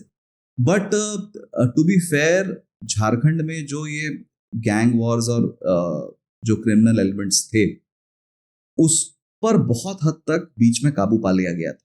इनफैक्ट नक्सलिज्म की जो एक पूरी समस्या थी 2014 से 19 के बीच में, इसमें काफी काम हुआ। जो पूरा रेड कॉरिडोर था उसकी कमर तोड़ दी गई। बहुत सारे डिस्ट्रिक्ट्स में जो नक्सल कैरेक्टर्स थे उन्होंने हाई नंबर्स में सरेंडर किया। लेकिन जो क्रिमिनल एलिमेंट्स हैं और लॉ एंड ऑर्डर है वो वापस डिटोरिएट करता हुआ दिख रहा है। टू द एक्सटेंट, मैं आपको एक दो एग्जांपल्स देता हूं। जेल में बैठा हुआ एक अपराधी जो जिसका मुकदमा चल रहा है, वो प्रदेश के जो सबसे बड़ा हिंदी अखबार है उसके एडिटर को जेल से धमकी देता है कि वो आप ये न्यूज़ पूछ। धनबाद में बहुत सारी ऐसी जगह हैं जहां आप जो शॉप्स होते हैं, शॉप्स के ऊपर लोगों के नाम और फोन नंबर भी होते हैं कई बार। धीरे धीरे जो फिरौती का कल्चर था कि फोन करके लोग बोले कि वहां बोलते हैं, एक टर्म बोलते हैं रंगदारी, कि इतना रंगदारी दो पहले तब तुम्हारा दुकान चलने देंगे जी। वो रंगदारी का कल्चर वापस आ रहा है और बहुत सारे लोग जो अपने दुकानों में से अपने फोन नंबर्स हटाना शुरू कर दिया है। This is reminiscent of again has to be taken into consideration. और ये मतलब एक जो कंपैरिजन दिखता है, जब जहां से हमने चर्चा शुरू की थी कि जब 2000 में बना तो होप था, लॉ एंड ऑर्डर इंप्रूव हुआ, रोड्स बने, लेकिन आप देखिए कैसे पैरेलल्स हैं बिहार और झारखंड में। लेट 90s के बिहार में एक बार चलते हैं। इमेजिन कीजिए लेट 90s का बिहार, सीएम के ऊपर सीरियस करप्शन के एलिगेशंस थे। सीएम अपनी वाइफ को सीएम बनाना चाहते थे। अनएम्प्लॉयमेंट की बहुत बड़ी सिचुएशन थी। लॉ एंड ऑर्डर की बड़ी समस्या थी। परिवारवाद की राजनीति की तूती बोलती थी। पिछले 1 साल में झारखंड में क्या हो रहा है? सीएम पे करप्शन के एलिगेशंस थे। सीएम अपनी वाइफ को सीएम बनाना चाहते थे, नहीं बना पाए, वो अलग चीज है। लॉ एंड ऑर्डर की हालत खराब हो रही थी। परिवारवाद की राजनीति की तूती बोलती। तो जो होप था कि भाई झारखंड बनेगा तो बिहार का जो ये पार्ट है में नहीं आएगा, बिहार के जो ये प्रॉब्लम्स हैं हम इससे परे रहेंगे, वो होप तो फुलफिल होता हुआ बिल्कुल नहीं दिख रहा है पिछले 1-1.5 साल। और उसमें लॉ एंड ऑर्डर की प्रॉब्लम को सिर्फ लॉ एंड ऑर्डर की प्रॉब्लम बोल के डिसमिस नहीं कर सकते। ये नहीं कह सकते कि जो नेशनल क्राइम रिकॉर्ड्स ब्यूरो का डेटा है उसमें हिस्टोरिकली झारखंड में रेप और मर्डर ज़्यादा होता है, बीच में वेरिएबल हुआ लेकिन आप हमेशा पीछे रहते हो। प्रॉब्लम है लॉ एंड ऑर्डर की प्रॉब्लम, लेकिन बहुत बड़ी इकोनॉमिक समस्या भी है। लॉ एंड ऑर्डर बेसिक है, हमने यूपी में जैसे देखा लॉ एंड ऑर्डर की समस्या लॉ एंड ऑर्डर इंप्रूव हुआ, इन्वेस्टमेंट आया, बहुत इन्वेस्टमेंट आया, लोग अपने राज्य में इन्वेस्ट करने के लिए तैयार हुए। लोग एक दुकान थी दूसरी दुकान उसी मार्केट में ले लिए। अगर लॉ एंड ऑर्डर की प्रॉब्लम होगी, आपके पास पैसा भी होगा, जो प्रॉब्लम बिहार भी बहुत समय तक झेला है जी। कि बिहार का पैसा इन्वेस्ट होता है वहाँ पे दिल्ली कोई में। ब्रांड आना ही नहीं चाहता था दिल्ली में इन्वेस्ट नहीं, अगर आपके पास पैसा है, मान लीजिए आप एक रिच लॉयर हैं, डॉक्टर है, वो पैसा आप जमीन कभी बिहार में खरीदेंगे? एक समय ऐसा था जब बोलते थे नहीं खरीदेंगे, दिल्ली में खरीदेंगे, मुंबई में खरीदेंगे। झारखंड में ये बहुत बड़ी समस्या है कि झारखंड में जो पैसा है वो झारखंड में री इन्वेस्ट नहीं हो रहा है। अगर वो पैसा री इन्वेस्ट नहीं होगा तो सिर्फ सरकार के पैसे से डेवलपमेंट होना इम्पॉसिबल है। That private capital will have to come. For that private capital to come, law and order is a basic criteria. No, you are right in that sense. अभी रिसेंटली एक केस हुआ था, I don't know आप इस पर कितना बोल पाए, लेकिन since I am from tourism background, हमारा मतलब everybody knows are extreme roads, तो ट्रैवलर हूँ और as a traveller I felt really bad. जो केस हुआ था बीच में, हाल फिलहाल में एक कपल आए थे and they were from foreign countries और यहाँ से पास थ्रू हो रहे थे झारखंड की साइड से, और उन्होंने कैंपिंग की and then there was a rape case, gang rape हुआ था एंड काफ़ी मीडिया में उनके बारे में चर्चा हुई। नहीं, एकदम ये केस तो this was a very worst thing to happen in India. मतलब ये तो फिर ओवरऑल इंडिया का दिखाई देता है। Things like this take the states back for decades. अब आप सोचिए कि जिस शहर से, जिस देश से वो आई थी, हालांकि उनकी दरिया दिली, उन्होंने अपने स्टेटमेंट में बोला कि ये कहीं भी हो सकता था, इसमें झारखंड या इंडिया का कोई लेना देना नहीं है। उन्होंने बहुत ही पॉजिटिव अप्रोच दिखाया इतने मतलब घातली क्राइम के बाद भी। लेकिन सच तो ये है कि these things turn the clock back on development. आपको अब वापस वो कॉन्फिडेंस देने के लिए टूरिस्ट को कि आप आइए, टूरिज्म पॉलिसी तो है। और आप झारखंड में अगर जाएंगे, लातेहार, चतरा साइड या बोकारो भी, जो नेचुरल ब्यूटी है। मैं आपको वही पूछना चाह रही थी कि भाई ये सारे सेक्टर है, तो टूरिज्म सेक्टर पर अगर इस तरीके से होगा तो टूरिज्म सेक्टर कैसे विकसित हो? Because it's very beautiful place, beautiful untouched beauty है। या आप रांची के आसपास देखिए कितने सुंदर सुंदर वाटरफॉल्स हैं। हाँ जी। रांची का जो अप्रोच रोड है, जो सिकिदरी वाली घाटी है, छुट्टू पालो घाटी, कितनी मतलब it can very well be developed. यहाँ गुड़गांव में होता तो लोग वहां शायद रिजॉर्ट बनाने लगते। बट बहुत साल तक तो नक्सलिज्म रहा। जब नक्सलिज्म पे बहुत मेहनत के बावजूद काबू पाया गया, तो अब नॉर्मल लॉ एंड ऑर्डर की प्रॉब्लम्स ऐसी हैं जो स्टेट को एक ऐसे दिशा में जा रही हैं जहां पे जो हम कह रहे हैं thinking beyond minds and minerals, उसके जब बेसिक्स ही नहीं होंगे लॉ एंड ऑर्डर के फॉर्म में, तो बहुत दिक्कत होगी। एक, जब हम लॉ एंड ऑर्डर की बात कर रहे हैं, अगेन एक एग्जांपल दूंगा आपको जो आपको लगेगा कि अच्छा इस देश में ऐसा हो रहा है। झारखंड में एक सहायक पुलिसकर्मी बोल के भर्ती हुई थी कुछ साल पहले, जिनको काम तो वो पुलिस का करते थे, लेकिन उनका डेजिग्नेशन था कि ये सहायक पुलिसकर्मी है। इसका मतलब कि उनको प्रॉब्ली वो सैलरीज और बेनिफिट्स नहीं मिलते थे जो नॉर्मल पुलिस को मिलते थे। वो अपने सैलरीज और बेनिफिट्स के लिए आंदोलन कर रहे थे, आंदोलन भी नहीं कर रहे थे, धरना कर रहे थे। अभी रांची में रिसेंटली, भाई डेमोक्रेसी है, किसी को भी आप मांग माने ना माने, उनको प्रोटेस्ट करने का, अपनी बात रखने का हक है। जो सहायक पुलिसकर्मी वर्दी पहन के प्रोटेस्ट कर रहे थे, पुलिस ने उन पे लाठीचार्ज किया। तो आप इमेजिन कीजिए कि अगर पुलिस इन सब चीजों में उलझी रहेगी तो जो आम आदमी जो जिसको प्रोटेक्शन का ये है। और आए दिन ऐसी खबरें आ रही हैं कि एक डीएसपी को किसी ने फोन पे धमका दिया। अगर डीएसपी को धमकाया जा रहा है फोन पे, और वो खबर अखबार में, तो आम आदमी का क्या होगा? हाँ, या तो लॉ एंड ऑर्डर तो एक ऐसी समस्या है जो जिसपे जितना ध्यान दिया जाए उतना कम है। और वो भी जल्दी जितना ध्यान दिया दिया जाए। जाएगा उतना अच्छा। हम नक्सल पर बात कर रहे थे, तो सिंस हमारा भी काम रहा है बिहार और झारखंड के बॉर्डर पर, हम लोगों ने भी जम्मू नवादा की तरफ से जो है काफ़ी जंगलों में काम किया, जहाँ पर हम इवन पहुँच जाते थे झारखंड में, तो हम स्टेप इन स्टेप आउट होता था। एंड उस जगह पर हमने नक्सल मूवमेंट काफ़ी देखा। इनफैक्ट अगर मैं ये कहूँ तो हमें जो लेकर के भी जा रहे थे, ठीक है, बिकॉज एडमिनिस्ट्रेशन थोड़ा डरा हुआ था, लेकिन हमें जो लेकर के भी जा रहे थे वो हम जानते थे कि वो लोगों में से भी कोई नक्सली हो सकता है। मैंने देखा था लोगों को लाल सलाम बोलते हुए, और ये करीब समझ लीजिए कि मतलब अभी भी ऐसा नहीं है कि मतलब वॉश्ड आउट वाला चीज़ है। वहाँ पे वो एक्टिविटीज़ हमें पता है कि होती हैं। जब यहाँ पे कोई अगर सिक्योरिटी का होगा तो फिर वो लोग वहाँ जंप कर जाते हैं या यहाँ आ जाते हैं, बिकॉज इट इज़ प्योर जंगल है पूरा। Of course it's on a border side, लेकिन वो एक्टिव है। आपकी बात सही है कि हो सकता है कि प्रेजेंस बहुत सारा जगह में हो और आपका पर्सनल अनुभव भी जो रहा है, लेकिन जो डॉक्यूमेंटेड इंसिडेंट्स थे वायलेंस के, अबडक्शंस के, पुलिस के अगेंस्ट वायलेंस के, उनमें सब्सटैंशियल गिरावट आई है। लेकिन मैं दोबारा कह रहा हूं, एक जो मिनिमम प्रेजेंस है वो शायद है, और हमें बहुत केयरफुल रहने की जरूरत है। और इस पे होम मिनिस्ट्री ने सरकार के साथ मिलके पिछले आई थिंक 10 साल में बहुत काम किया है, जिसके रिजल्ट्स भी हमें देखने को मिले। नहीं तो हम जिस बोकारो में रहते थे, मतलब जब मेरी स्कूलिंग हो रही थी, बोकारो टाउनशिप तो सिक्योर था, पर Bokaro district was one of the most heavily Naxal affected districts. लेकिन अब मैं जब गांव में घूमता हूँ, अब नहीं है, हाँ। तो उतना मुझे इन्फ्लुएंस नहीं, उतना क्या, बहुत कम दिखता है। तो वो एक बैटल है जो बहुत हद तक हमें कामयाबी मिली है, बट वी कैन नॉट मतलब बी कंप्लेसेंट अबाउट इट। वो लगे रहना पड़ेगा। वो एक बिकॉज हम तो इसलिए, बिकॉज हम we were discovering rock art paintings, बिल्कुल, and I would say that your Jharkhand also has a Absolutely. lot of, खैर बिहार भी आप ही का है, झारखंड भी आप ही का है, तो ये बॉर्डर्स पर जो है काफी मात्रा में रॉक आर्ट पेंटिंग्स है, which are aging from 5,000 years to 10,000 years ago. अभी एक सेंट्रल गवर्नमेंट का इनिशिएटिव है जिसमें Birsa Munda tourist circuit create करनी, उलिहातू उनके जन्म स्थान से लेकर जो जो एरियाज उनके बिरसा मुंडा जी के लाइफ के रहे, उनको पूरा एक टूरिस्ट डेस्टिनेशन के नाम पे डेवलप किया जाए।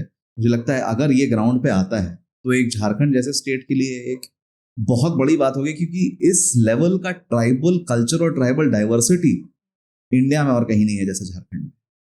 क्योंकि अलग अलग ट्राइब्स की अपने अलग अलग कल्चर्स हैं, अलग अलग फूड हैबिट्स हैं, बट बिरसा मुंडा एक ऐसा यूनिफाइंग फिगर है जो प्रोबेबली सिर्फ झारखंड नहीं, एक सारे इंडिया के ट्राइबल्स को आपस में जोड़ता है। तो मुझे लगता है अगर जिसका जिक्र इवन मोदी जी ने आपके ट्वीट में भी किया था। बिल्कुल, बिरसा मुंडा जैसे अगर झारखंड में कोई कार्यक्रम होगा तो हम लोग बोलेंगे धरती आबा, भगवान बिरसा मुंडा की धरती पे आपका स्वागत। तो that is the status that has been given, and ये मोदी जी की ही सरकार है कि बिरसा मुंडा का जो जन्म दिवस है उसको राष्ट्रीय जनजातीय गौरव दिवस के नाम पे भी उन्होंने रिकॉग्नाइज किया। उतना ही नहीं, he was the first PM जो बिरसा मुंडा के गांव उलिहातू गए। तो ये दिखाता है कि जो ट्राइबल कल्चर और जो ट्राइबल आइडेंटिटी है उसके प्रति उनकी कितना कमिटमेंट है और फोकस। आपकी मतलब पर्सनल लाइफ में जब हम देखते हैं, आप एक OSD रहे हैं, आप IIM के स्टूडेंट रहे हैं, तो आपकी personal life on a personal front, your hobbies and your interest क्या है? जब क्रिकेट खेलते थे तो लगता था कि भाई क्रिकेटर बन सकते हैं, लेकिन तुरंत समझ में आ गया कि बहुत स्कोप नहीं है, जिस हिसाब का टैलेंट है, शौक बहुत था, तो वहाँ से शुरू हुआ। आज भी क्रिकेट का बहुत मैं एविड फॉलोअर। समय कम मिलता है, अब बाकी चीज़ों में बिजी रहता हूँ, लेकिन क्रिकेट एक ऐसा चीज़ है तो कंसिस्टेंट रहा है। आज भी बहुत इंटरेस्ट है, अगर देख नहीं पाता हूँ तो कम से कम फॉलो अप करता हूँ। अगर अभी इंडिया वर्ल्ड कप जीती तो वो मैच तो देखा, फाइनल का, किसी तरह टाइम निकाल के। थोड़ा बहुत म्यूज़िक में इंटरेस्ट है, म्यूज़िक में थोड़ा बहुत इनिशियल ट्रेनिंग भी हुई, बहुत ज़्यादा नहीं, वो इंटरेस्ट रहा है। जब यहाँ दिल्ली यूनिवर्सिटी में पढ़ाई की या IIM शिलोंग में पढ़ाई, छात्र राजनीति कह रही, वैसे मैं I am not very comfortable with that term. और क्रिकेट के जो फादर हैं आज की तारीख में, माही, वो भी हमारे ही राज्य से आते हैं, हमारे लिए एक ऑलमोस्ट वहाँ के बिगेस्ट आइकॉन्स में से एक है, जिन्होंने अचीव किया है ट्रू जेंटलमैन अपनी लाइफ में। रांची में उनका घर है, आप वहां जाएंगे, किसी भी ऑटो वाले से पूछेंगे कि भाई धोनी जी का फार्म हाउस कहाँ, सबको पता हाँ, है सब कहाँ। छोटा obvious है। शहर है तो उनका अपना एक आइकॉनिक स्टेटस है, और उनके वजह से स्टेट को बहुत कुछ मिला भी है। जो एक स्टेडियम रांची में बना इंटरनेशनल स्टैंडर्ड्स का, आई थिंक उसमें वो कैप्टन थे और उनकी बहुत बड़ी भूमिका थी कि वैसा इंटरनेशनल स्टैंडर्ड का स्टेडियम रांची में Yeah. बना। इनफैक्ट सिर्फ क्रिकेट ही क्यों, झारखंड एक स्पोर्ट्स पावर हाउस पहले भी था, आज भी है। आप क्रिकेट लीजिए, फुटबॉल ले लीजिए, हॉकी ले लीजिए, महिलाओं की हॉकी ले लीजिए, महिलाओं का फुटबॉल ले लीजिए, आर्चरी ले लीजिए, इन सब स्पोर्ट फील्ड्स में आपको झारखंड के बड़े बड़े नाम दिखेंगे। क्योंकि क्रिकेट इतना हाईलाइटेड है तो इसीलिए Dhoni has reached that status. But Jharkhand, because tribals का जो एक इनेट हॉकी का टैलेंट रहा है बहुत पहले से, बहुत सारे झारखंड की महिलाओं या पुरुष नेशनल टीम में आपको दिखेंगे। तो हाँ, एनीवेज ये तो ये हो गया अपने बारे में। तो यही क्रिकेट का शौक रहा, म्यूजिक का शौक रहा। आज भी म्यूजिक कई बार सुनता हूँ, रोज 15-20 मिनट कोशिश करता हूँ कि डे के एंड में म्यूजिक सुने। लेकिन एक जुनून रहा जब भी मतलब एजुकेशन इंस्टीट्यूशंस में रहे, तो वहाँ की जो पॉलिटिक्स होती है, वहाँ का जो स्टूडेंट एक्टिविज्म होता है, तो एसआरसीसी में जब थे तो हॉस्टल में रहते मतलब थे। लीडरशिप क्वालिटी कूट अब कूट वो के मैं भरी नहीं हुई कह है। सकता, मजा आता है। तो एसआरसीसी में थे, सोशल फ्रंट पर काम करने में Active आपको रहे। मजा आता है। When you are talking about villages and villages में क्या होना चाहिए और क्या इनिशिएटिव्स उन्होंने अपने इंडिविजुअल लेवल पर लेने चाहिए। एक होता है कि हमने एक एनजीओ खोल दिया और हम भाई लोगों की सेवा कर रहे हैं, बट सेवा के अलावा हम उसे एक दिशा देते हैं, वो एक बहुत ही डिफरेंट एस्पेक्ट ऑफ वर्क हो गया जो कि आप उस पर काम और कर रहे हैं। उसमें जो कर पा रहा हूँ वो बहुत कुछ इन प्रयोगशालाओं में एक्सपेरिमेंट किया हुआ है। जब एसआरसीसी में स्टूडेंट यूनियन का जनरल सेक्रेटरी था तो बहुत काम करने का मौका मिला वहां पे। अच्छा, एक साल ड्रामेटिक सोसाइटी में भी था, एक साल स्ट्रीट प्ले किया। अच्छा, डीयू के स्ट्रीट सर्किट में ऑलमोस्ट हर कॉलेज में परफॉर्म करने का मौका मिला। क्योंकि स्ट्रीट प्ले हमारा जीतता था तो जो प्राइज मनी मिलते थे उससे फिर हम लोग बाहर के कॉम्पिटिशन्स करते थे। तो बिट्स पिलानी जाने का मौका मिला, आईआईटी खड़गपुर जाने का मौका मिला, IIM अहमदाबाद जाने का मौका मिला स्ट्रीट प्ले के थ्रू। जब IIM शिलोंग गए, IIM शिलोंग एक्चुअली बहुत सारे तरीके में एक टर्निंग पॉइंट था। मेरी MBA करने की कोई ऐसे प्लान नहीं, लेकिन मतलब हो गया, चीजें हुई और हुआ कि चलो मतलब let us do it because it is from an IIM। North east का जो एक्सपोजर रहा 2 साल, वो बहुत वैल्यूएबल रहा मेरे लिए। क्योंकि एकदम अलग कल्चर, एकदम एब्सोल्यूट प्रिस्टीन ब्यूटी।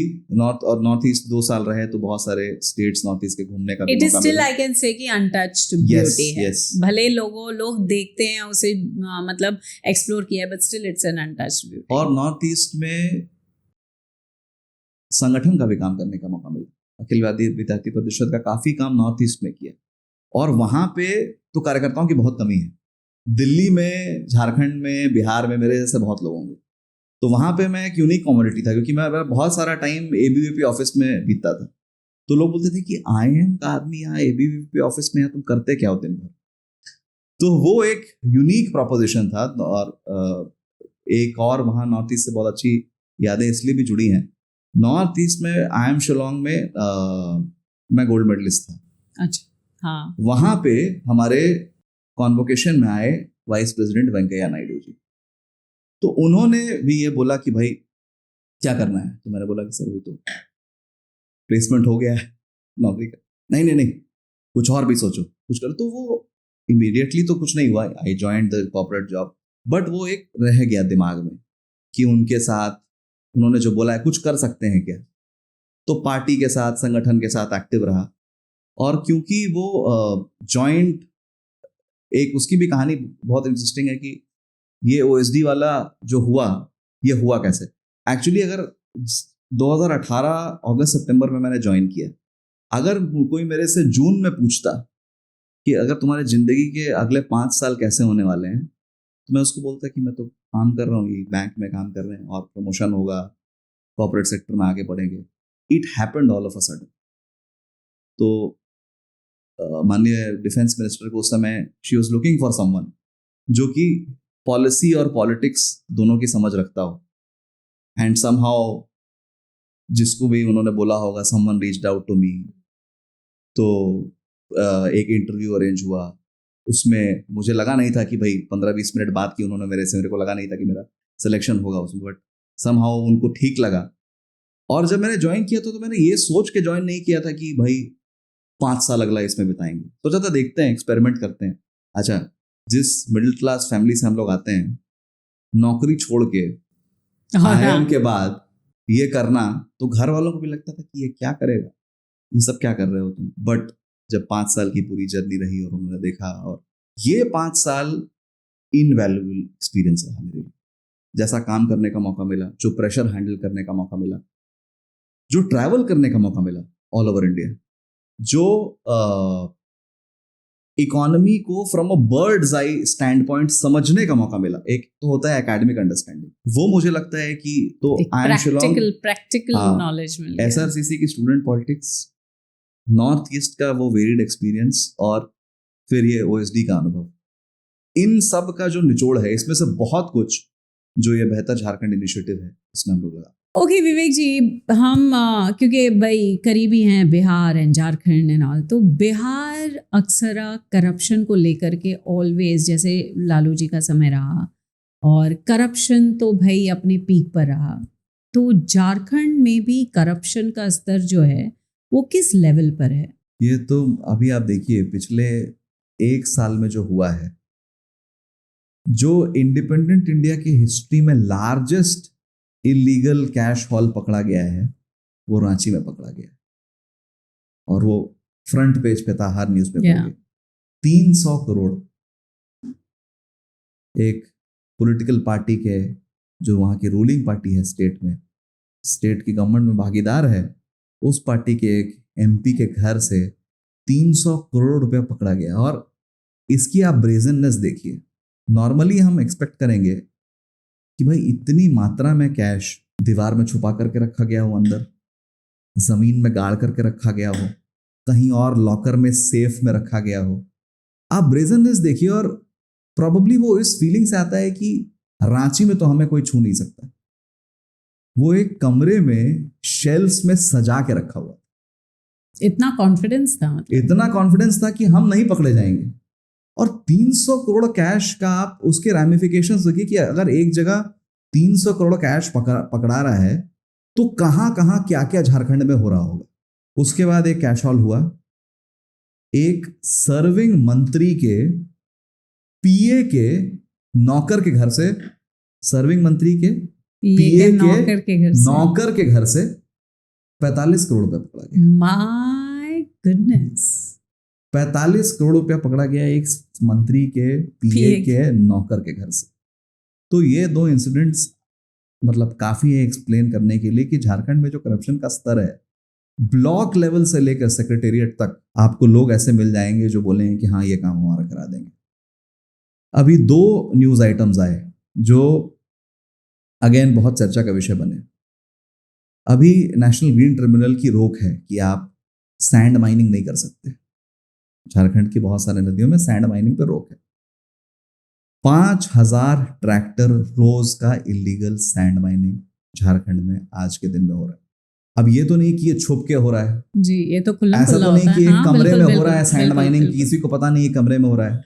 वहां ट्रैक्टर्स जा रहे हैं नदी में, रेत उठा रहे हैं, और वो कोई रेत को- ऐसी जगह तो है नहीं जो ब्लॉक हो ऐसी जाएगी। जगह तो है हाँ, नहीं जो दूरबीन केव के से अंदर देखने नहीं पड़े, है, हाँ, जंगल में नक्सलियों हाँ, को पकड़ने के लिए जाना है, वैसा तो नहीं है। राइट। वो ट्रैक्टर में रेत भर रहे हैं, कहीं उसको सप्लाई कर रहे हैं। एक फोन कॉल वायरल हुआ जिसमें किसी ने फोन किया, एक ऐसे ही रेत के दलाल कह लीजिए, बिजनेस इलीगल बिजनेसमैन कह लीजिए, कि भाई मेरे को यहाँ डिलीवरी चाहिए। तो यहाँ तो पुलिस प्रशासन का बहुत घेराबंदी रहती है। उसने वर्ड यूज किया सब सेट है, यहाँ सब सेट है, जहां आप डिलीवरी चाहते हैं वहां हम डिलीवरी देंगे, पेमेंट एडवांस में देना पड़ेगा। तो जो हौसले कितने बुलंद हैं लोगों के कि सिस्टम सेट हो गया है। पुडरमा में एक हॉस्पिटल है, अब उसमें यह दिखाया गया, तो हॉस्पिटल के रिकॉर्ड्स जब खंगाले गए, जब कुछ हुआ कि कुछ हो सकता है रॉन्ग डूइंग चल रही हो, हॉस्पिटल के रिकॉर्ड्स खंगाले गए। रिकॉर्ड से जो चीजें उभर कर आई वो दिखाती है कि हेल्थ केयर में करप्शन किस स्तर का है। एक ही महिला को दिखाया गया कि एक दिन में वो 12 बार प्रसव के लिए गई हैं, क्योंकि इंस्टीट्यूशनल डिलीवरी में हर डिलीवरी में 1400 रुपये मिलते हैं गवर्नमेंट की एक स्कीम में। 12 बार उस महिला प्रसव में गई है। बहुत सारे पुरुषों के भी नाम दिखा दिया गया कि वो प्रेगनेंसी रिलेटेड इश्यूज में उस हॉस्पिटल में भर्ती थे। और ऐसा एस्टिमेट है कि एक वर्ष में 1400 रुपये कुछ बहुत ज़्यादा नहीं होता है। तो इमेजिन कीजिए कि कितने पेशेंट्स का ऐसा फर्जीवाड़ा रिकॉर्ड किया गया कि कहते हैं कि एक साल में लगभग 50 लाख से 1 करोड़ का उस एक हॉस्पिटल ने कमाया है। तो करप्शन पब्लिक लाइफ में सिस्टमिक तौर पे घुसा हुआ है। ऑब्वियसली उसको कम करने के प्रयास हो रहे हैं, तभी ये सब जो कैश हॉल्स पकड़े जा रहे हैं। तो लेकिन जो रांची में आदमी अपने शेल्फ्स में कैश सजा के बैठा था, तो प्रॉब्ली वो यही सोच रहा था ना कि यहाँ उससे और कोई हाथ नहीं अगर वो घर देखेंगे तो रांची मेन शहर के बीच में है वो घर। कहीं ऐसा नहीं कि कहीं सुदूर है, कहीं ऐसा अपने फार्म हाउस में कहीं था, कहीं अपने मेन घर में वो एक कमरे में शेल्फ्स में कैश रखा हुआ था। जो फोटोज आपने प्रोबेबली देखी होंगी, यही दर्शाता है लेवल ऑफ करप्शन। तो जो मैंने 90s के बिहार की बात की और अभी पिछले 2-3 साल के झारखंड की बात की, इस मामले में भी सिमिलैरिटी है। तो एक तरफ कॉन्ट्रास्ट देखिए कि डिक्लेयर्ड बजट का पैसा, जो जनता का पैसा है, वो जनता तक नहीं पहुंचता है, और बहुत अलग अलग जगह का पैसा लोगों की तिजोरियों में पहुंच रहा है। तो एक त्रासदी है एक झारखंड जैसे स्टेट के लिए, जिसका पोटेंशियल प्रॉबेबली आधा तो इसी में लीक हो जा रहा है कि जो रिसोर्सेज कहीं और लगने चाहिए वो कहीं और लग रहे हैं। आप एक झारखंड के किसी भी लैंड रजिस्ट्री ऑफिस में जहां म्यूटेशन और लैंड रजिस्ट्री होती है वहां चले जाइए, प्रॉबेबली इंफ्रास्ट्रक्चर आपको नहीं मिलेगा, बैठने की जगह नहीं मिलेगी। अगर धूप है तो कोई ऐसा कॉमन रूम नहीं है जहाँ पे, लेकिन वहाँ अगर आपको अपनी लैंड की रजिस्ट्री करानी है तो जो भी लैंड का यूनिट है उसके रेट्स तय हैं। मैं कोई ऐसी बात नहीं बोल रहा हूँ जो छुपी हुई है, उसके रेट्स तय हैं कि भाई इतना पैसा लगता है तो आपकी लैंड की रजिस्ट्री।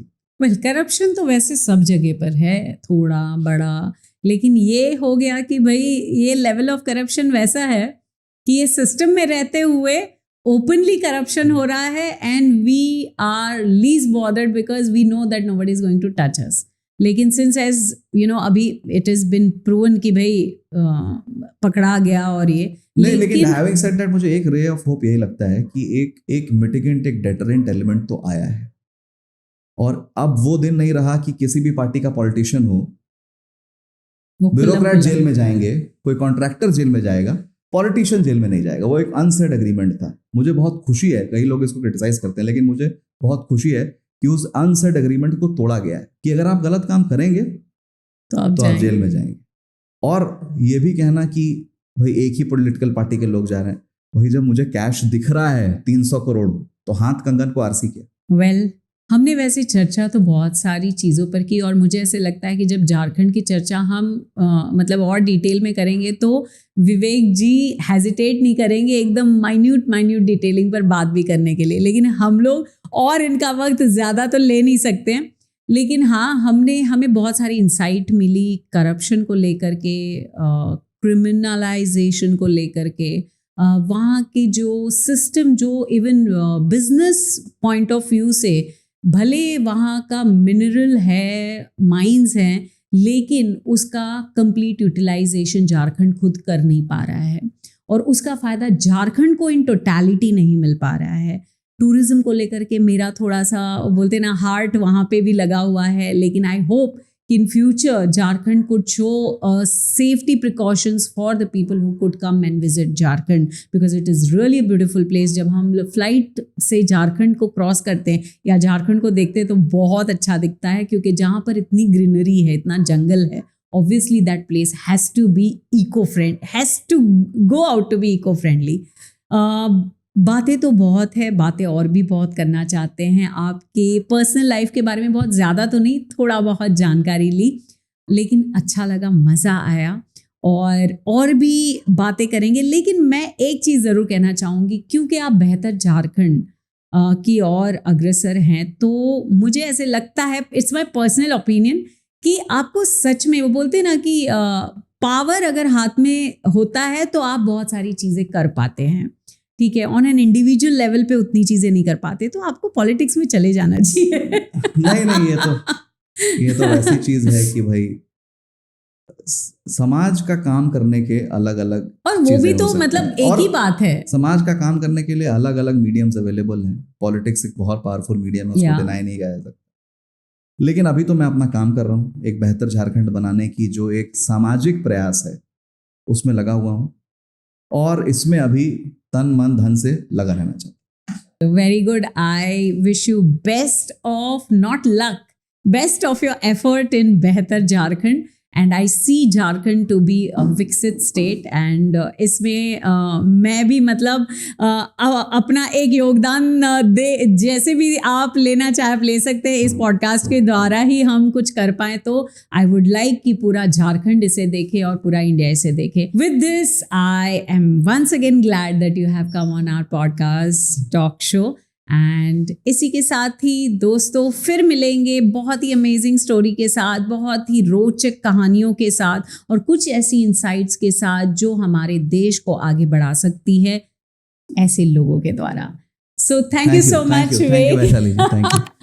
ओके दोस्तों, फिर एक बार नमस्ते, और this is Vaishali for the people by the people of the people, और आप लोगों का हर बार स्वागत होगा हमारे GTRI पॉडकास्ट शो में।